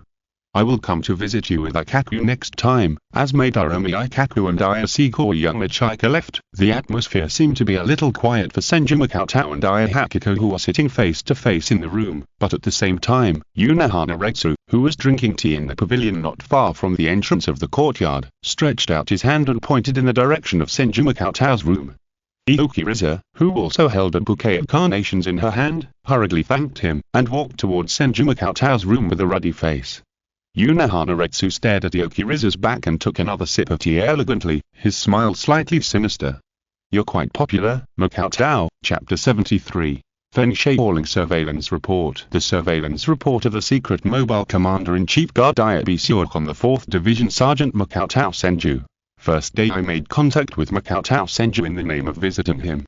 I confirmed that Makoto Senju's injuries no longer affected his basic activities under the treatment of Captain Unihana. The conversation between the two sides was quite pleasant at the beginning. Makoto Senju is a very talkative and gentle person in daily life. In addition, Rizuoki, a member of the 5th Rescue Squad of the 4th Division, seemed to have an unknown purpose towards Makoto Senju. She repeatedly interfered with my normal communication with Makoto Senju and showed serious hostility. I suspected that she was deliberately sabotaging the progress of the mission and applied for an investigation of Rizuoki. Next day Makoto Senju, who had not yet recovered, went directly to the gynecology department to work. On the way, he nodded and greeted his teammates 15 times. He had a brief exchange with the 4th Division Vice Captain Senju Cheng, and then Senju Cheng left angrily because of the failure of the conversation. Makoto Senju, who arrived at the office, had no patience to see that day. He spent most of the day flipping through books to study Udayu and medical skills. During the process, he entered the office of Kyoko Inoki, the 5th seat of the 4th Squad, and stayed there for an hour. The specific activities he carried out are unknown, but based on Makoto Senju's excellent style and pure character, it is suspected that he was discussing Kido and medical skills. In the evening, Makoto Senju returned to the courtyard on time and did not go out. 3 days Makoto Senju still went to the gynecology department to work on time. There was still no patients to see. He continued to focus on studying Kido and medical skills alone. During this period, he entered Kyoko Inoki's office again for an hour, probably still discussing Kido and medical skills. It was also discovered that Rizuoki was in the same office as Makoto Senju. She was a bad person and noisy. She disturbed Makoto Senju's study many times. There is reason to suspect that there was something wrong with the tea and lunchbox she poured for Makoto Senju and her behavior was suspicious. An application was made to arrest Rizuoki for questioning. In the evening, Makoto Senju returned to the courtyard alone on time again and did not go out afterwards. Fourth today, Makoto Senju arrived at the gynecology department. There were patients waiting. The treatment took 1 hour. According to the patient's expression, the treatment process should be quite pleasant. However, there was a small mistake during the acupuncture process. One place was accidentally pierced and bleeding. However, this should be because Makoto Senju's acupuncture experience is still a little lacking. Last time, a friend of mine was treated by Makoto Senju and found that there was bleeding in one place, so this is normal. Ioki Riza interfered with Makoto Senju many times again. This may be the reason why Makoto Senju made mistakes. I suspect that she is jealous of Makoto Senju's talent and has bad intentions. I applied for arrest and interrogation again. Fifth Makoto Senju arrested today. In order to investigate Makoto Senju up close, I accompanied Makoto Senju to visit the commercial district, listened to some songs, and praised me for my dancing or extreme beauty. I was not disturbed by Makoto, and I continued to record faithfully. Afterwards, Makoto went to Cheng-ge to re-examine the patient who had undergone soul transplantation before, and gave money to a little boy. Makoto-kun is even kinder, more dedicated, and gentler than I imagined. In the evening, Makoto-kun still returned to the courtyard on time and agreed to see me again tomorrow, erased. Makoto-kun may not know that I am usually monitoring him, probably. Saturday Makoto-kun seemed to be in a very good mood because of his appointment yesterday, erased, to help the residents of Cheng-ge. He hummed a little song on the way to the gynecology department. On this day, the number of patients consulted increased. Makoto-kun was very gentle during the treatment process. Except for a small bleeding accident, it went smoothly. During this period, Ioki Riza actually invited Makoto-kun to a date. Her heart is despicable.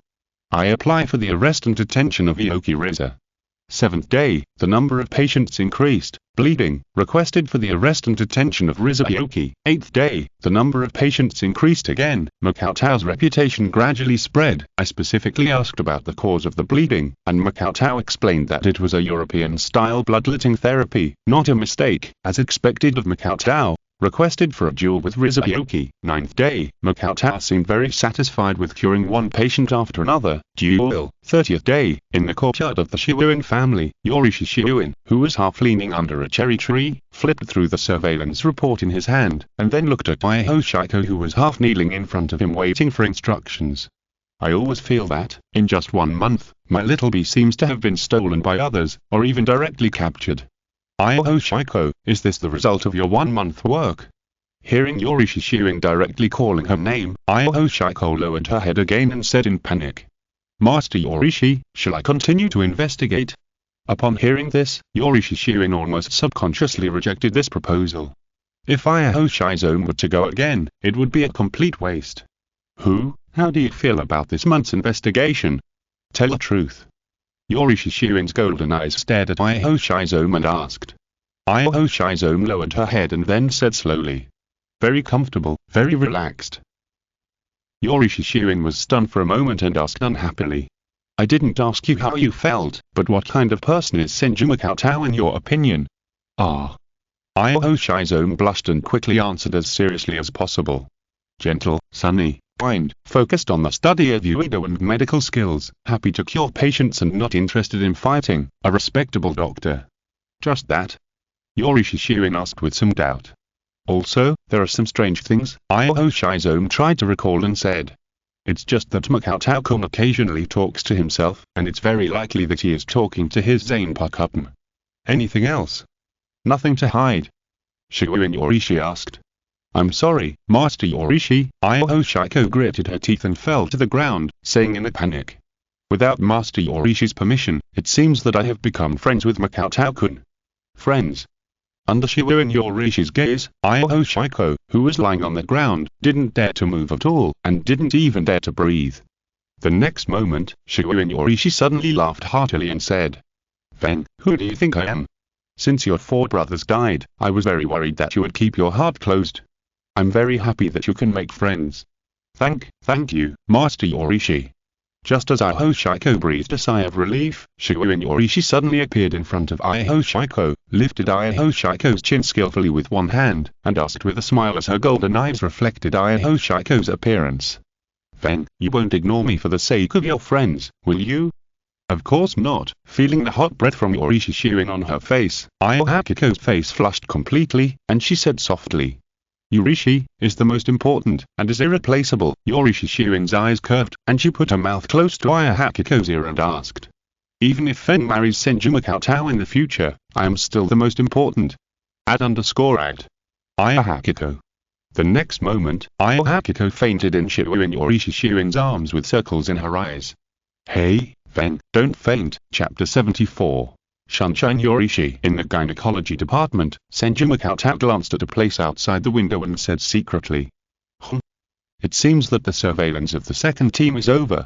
Iho Shiko did not show up today. Someone else has changed. Thinking of this possibility, Senju Makoto couldn't help but have a headache. As for Iho Shiko, since she has the forest seed in her body, after Senju Makoto has mastered the ability of spirit control, he can roughly sense the distance between the forest seed and himself. But if it was someone else, it would be easier to fool Iho Shiko, who was actually just an innocent girl. Iho Shiko at this time is really too young. Of course, this refers to Iho Shiko's abilities in other aspects besides combat ability. After hesitating for a while, Senju Makoto whispered to the air. You lose Hilu, help me confirm if there are any death gods around who are watching me. How about it? 2 hours.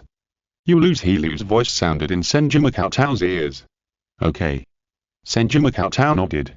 The next moment, the shadow of Yulu's Hilu appeared in front of Senju Makoto again and said. The answer is, no. The Ayabisho who follows you like a little tail every day has now been teased by Shiuin Yorishi to the point of coma. Senju Makoto. Hearing this answer, although Senju Makoto was a little confused about the word teasing, he breathed a sigh of relief. Although Senju Makoto felt that he had almost fooled Daibisho, it was not very comfortable to be monitored all the time. However, what followed was Yulu's Hilu's almost undelayed series of mouth-to-mouth output, which was almost like dozens of flies flying around Senju Makoto's ears.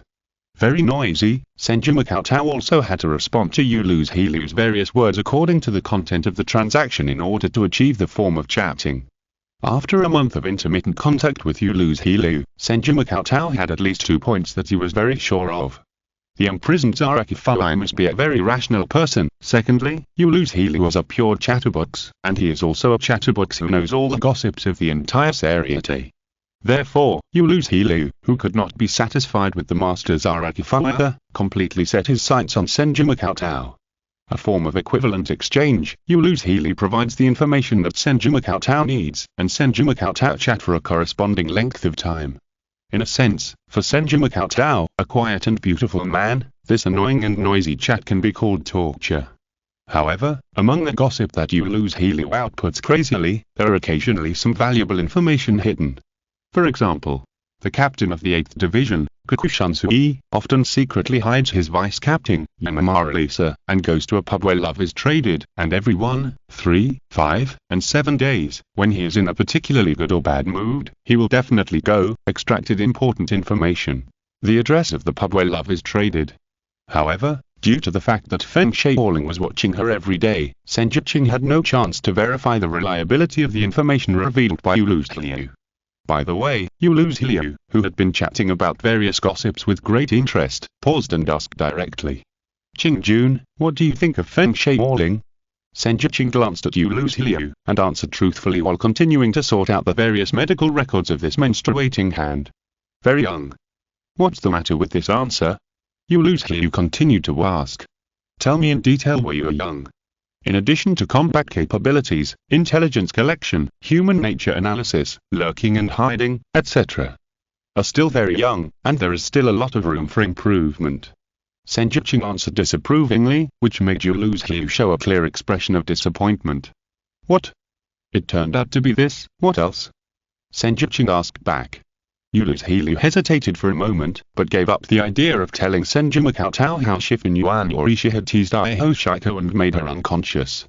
Senju Makotao seems innocent and sunny, but Yulu's Hilu, who has been repeatedly tricked by many intelligences, has subconsciously taken precautions and is ready to keep these valuable intelligences in exchange for chatting time. In the following half a day, it seems that because Aiho Shiko was not there, even the number of patients who came for consultation was much less than usual. So after finishing the chat with Yulu's Hilu, Senju Makotao walked back to the courtyard with a relaxed pace, preparing to find a reason to go out and explore the secluded spirit garden tonight. However, Senju Makotao had just returned to the courtyard and was somewhat surprised to see Unohana and Shifen Yuan Yorishi who were chatting in the pavilion not far away. And with the appearance of Senju Makotao, Unohana also slightly bent down to Shifen Yuan Yorishi, as if asking for something. Senju Makotao. Witnessing this scene, Senju Makotao subconsciously sensed something was wrong. Could it be that Unohana-sensei had secretly sold him out? 1 step, 2 steps, just as Senju Makotao, who was suspicious, slowly moved back, intending to come back later, he suddenly felt something hit his back, and bounced back, and even took 2 steps forward. And Shifen Yuan Yorishi had disappeared in the pavilion not far from Senju Makotao at some point. So fast. I can't detect the trajectory of the instant step at all. Is this the so-called instant god Yorishi? If I were the target of the assassination, maybe at some point, what hit my back was a sharp blade. Although simple penetration damage was not very effective for Senju Makotao, the huge gap in hard power still shocked Senju Makotao. Yo want to run. Senju Makotao the next moment, Shifen Yuan Yorishi's healthy wheat-colored arm rested on Senju Makotao's shoulder from behind, and said in a teasing tone. Thanks for taking care of my Aiho Shiko for the past month. Huh. Senju Makotao turned his head and looked at Shifen Yuan Yorishi with a blank expression, and asked puzzledly. Captain Shifen Yuan, I don't quite understand what you mean. You little brat, it's all because of you that my Aiho Shiko has already fainted, and you are still pretending to be innocent. Shifen Yuan Yorishi said with a playful expression, showing his teeth. Now, Unohana-senpai has decided to hand you over to me, aren't you going to say something to beg for mercy? Senju Makotao. Senju Makotao hurriedly looked at Unohana, but Unohana was still sipping that fragrant tea in a calm and elegant manner, and waved to Senju Makotao with a smile, as if saying goodbye. The next moment, Senju Makotao felt the arm holding his shoulders tighten, and everything around him began to rapidly recede. Chapter 75a. laughingstock that will last for 100 years. In less than a moment, Makoto Senju was completely away from the 4th Division barracks. He was led by Orishi Shoin into a rock wall, and what came into view was a large underground space hidden in the rock wall. Orishi Shoin, who was still in midair, threw Makoto Senju to the ground. However, what surprised Orishi Shoin was that Makoto Senju actually flipped in midair and landed steadily on the ground. It's a little stronger than I thought. This kind of body balance doesn't seem to be something that a guy who is completely incompetent in fighting can have. Orishi Shoin, who landed in front of Makoto Senju, crossed his hands in front of his chest and commented. Makoto Senju looked around the surrounding environment and had already guessed that this place was probably one of the secret bases where Orishi Shoin and Kisuke Uehara practiced. At least, it was a better result than being taken directly to the underground prison. However, without waiting for Makoto Senju to ask, Shoin Orishi turned her wrist and spoke with a look of readiness. Don't say I won't let you release your zanpakutō, otherwise you may not even have the chance to release your zanpakutō later. Captain Shoin, call me Master Orishi. Shoin Orishi raised her head slightly and said with a playful smile. Makoto Senju's mouth twitched and said from the heart. Master Orishi, I'm not good at fighting, and my zanpakutō is only for healing. However, the next moment, Shoin Orishi appeared in front of Makoto Senju in a flash, and a whip kick came straight to Makoto Senju's chest. Makoto Senju crossed his hands to block, and in the midst of the huge impact, the whole person still couldn't stop flying backwards and smashed into a big rock. Boom. Endless vitality. All things in the universe. The next moment, the melodious words of release sounded, and with the broken big rock as the center, the green grass began to spread wildly around. That's right. If you release your zanpakutō, won't it allow you to hold on a little longer? Shifen Yuan Orishi grinned, and moved towards Senju Makoto again, leaving a terrifying after image on the ground, and kicked Senju Makoto again. With green light wrapped around his chest and arms, Senju Makoto, who was rapidly recovering from his injuries, gritted his teeth and manipulated countless green grasses to grow wildly to form a grass wall, blocking himself and Shifen Yuan Orishi. Shifen Yuan Orishi kicked the grass wall without hesitation, and the grass debris flew everywhere, and the grass wall was almost torn apart. However, Senju Makoto disappeared behind that grass wall. Shifen Yuan Orishi's golden eyes turned left and right, quickly looking for Senju Makoto's figure. Suddenly, Shifen Yuan Orishi felt her ankles tighten, and something quickly climbed up her body, and in the blink of an eye, it completely wrapped up Shifen Yuan Orishi. Entangle. Hang upside down, Senju Makoto slowly emerged from a patch of grass, looking at Shifen Yuan Orishi who seemed to be tightly entangled in the air by a large amount of green grass not far away. In order to prevent Shifen Yuan Orishi from exerting force as much as possible, Senju Makoto even directly hung Shifen Yuan Orishi upside down. For a moment, the intertwined green grass made Shifen Yuan Orishi, who was still wearing the captain's outer robe, completely highlight her streamlined figure, and the scene seemed a little weird. Master Orishi, I don't seem to have offended you in any way, why did you attack me? Senju Makoto, who had some guesses in his heart, asked in a sincere manner. I can't help it. This is also what Senior Unohana asked me to do. I will train you, a little kid, in the ability of instant step. Before Shifen Yuan Orishi's voice had completely fallen, the green grass that was entangled with Shifen Yuan Orishi suddenly exploded into large pieces of grass debris, and the streamlined figure disappeared in front of Senju Makoto again without finding any trace. At the same time, a strong wind came from behind Senju Makoto. Crack, crack. At that moment, Senju Makoto, who was completely unable to react, seemed to hear the sound of his own bones breaking. No, actually, it was a broken bone, 2 ribs were broken. As Senju Makoto, who was grimacing in pain, climbed up from the ground, his face couldn't help but darken. This bastard Shifen Yuan Orishi, he really has a dirty trick. Unohana Retsu would ask Shifen Yuan Orishi to teach him instant step, which was indeed a bit beyond Senju Makoto's expectation. After all, even if it was Unohana teacher, facing the Shifen Yuan family of the 4 nobles of Soul Society, he had to owe a lot of favors to invite Shifen Yuan Orishi, who was known as the god of instant. However, this Shifen Yuan Orishi was definitely taking the opportunity to retaliate and tease him, very angry. Shifen Yuan Orishi said with a smile. It can't be helped. Who told you not to show your true strength? Senior Unohana mentioned that your true spiritual pressure should be close to the level of vice captain, but now it is only at the level of the 3rd seat. After a pause, Shifen Yuan Orishi continued. Don't worry, don't say I'm bullying you. I will only limit my spiritual pressure to the level of the vice captain. If you can destroy the captain's outer robe on me, then today's first experience will be temporarily over. How about it? However, when Senju Cheng heard this, he felt helpless. It's not that Senju Cheng is still hiding his spiritual pressure. In fact, the current strength of Senju Cheng's real spiritual pressure is about the level of the third seat. After all, a month ago, the spiritual power and spiritual pressure in Senju Cheng's body had completely disappeared because of the extreme spirit body. And Senju Cheng was able to use the forest seed to restore his spiritual pressure level to the level of the third seat of the Gotti 13 within a month. This is already an extremely terrifying spiritual power accumulation speed. Don't think that I won't kill you directly because of Unohana-senpai. Just when Senju Cheng felt his vision blurred, Shifen Yuan Yorishi approached Senju Cheng again and spoke. If you can't destroy the captain's outer robe, I will strip you naked and throw you into the 11th Division's barracks.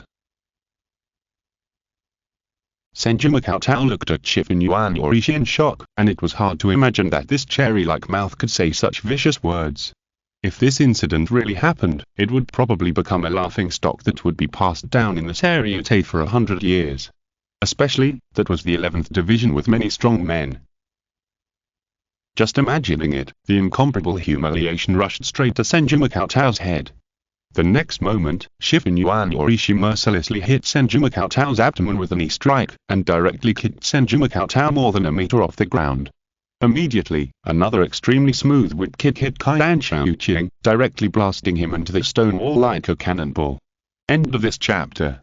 Thank you very much for reaching the end. Don't forget to like. Looking for more exclusive content and immediate access? Subscribe to our Patreon. Remember, every like, subscription, or donation encourages us to continue. Thanks to everyone. See you in the next video.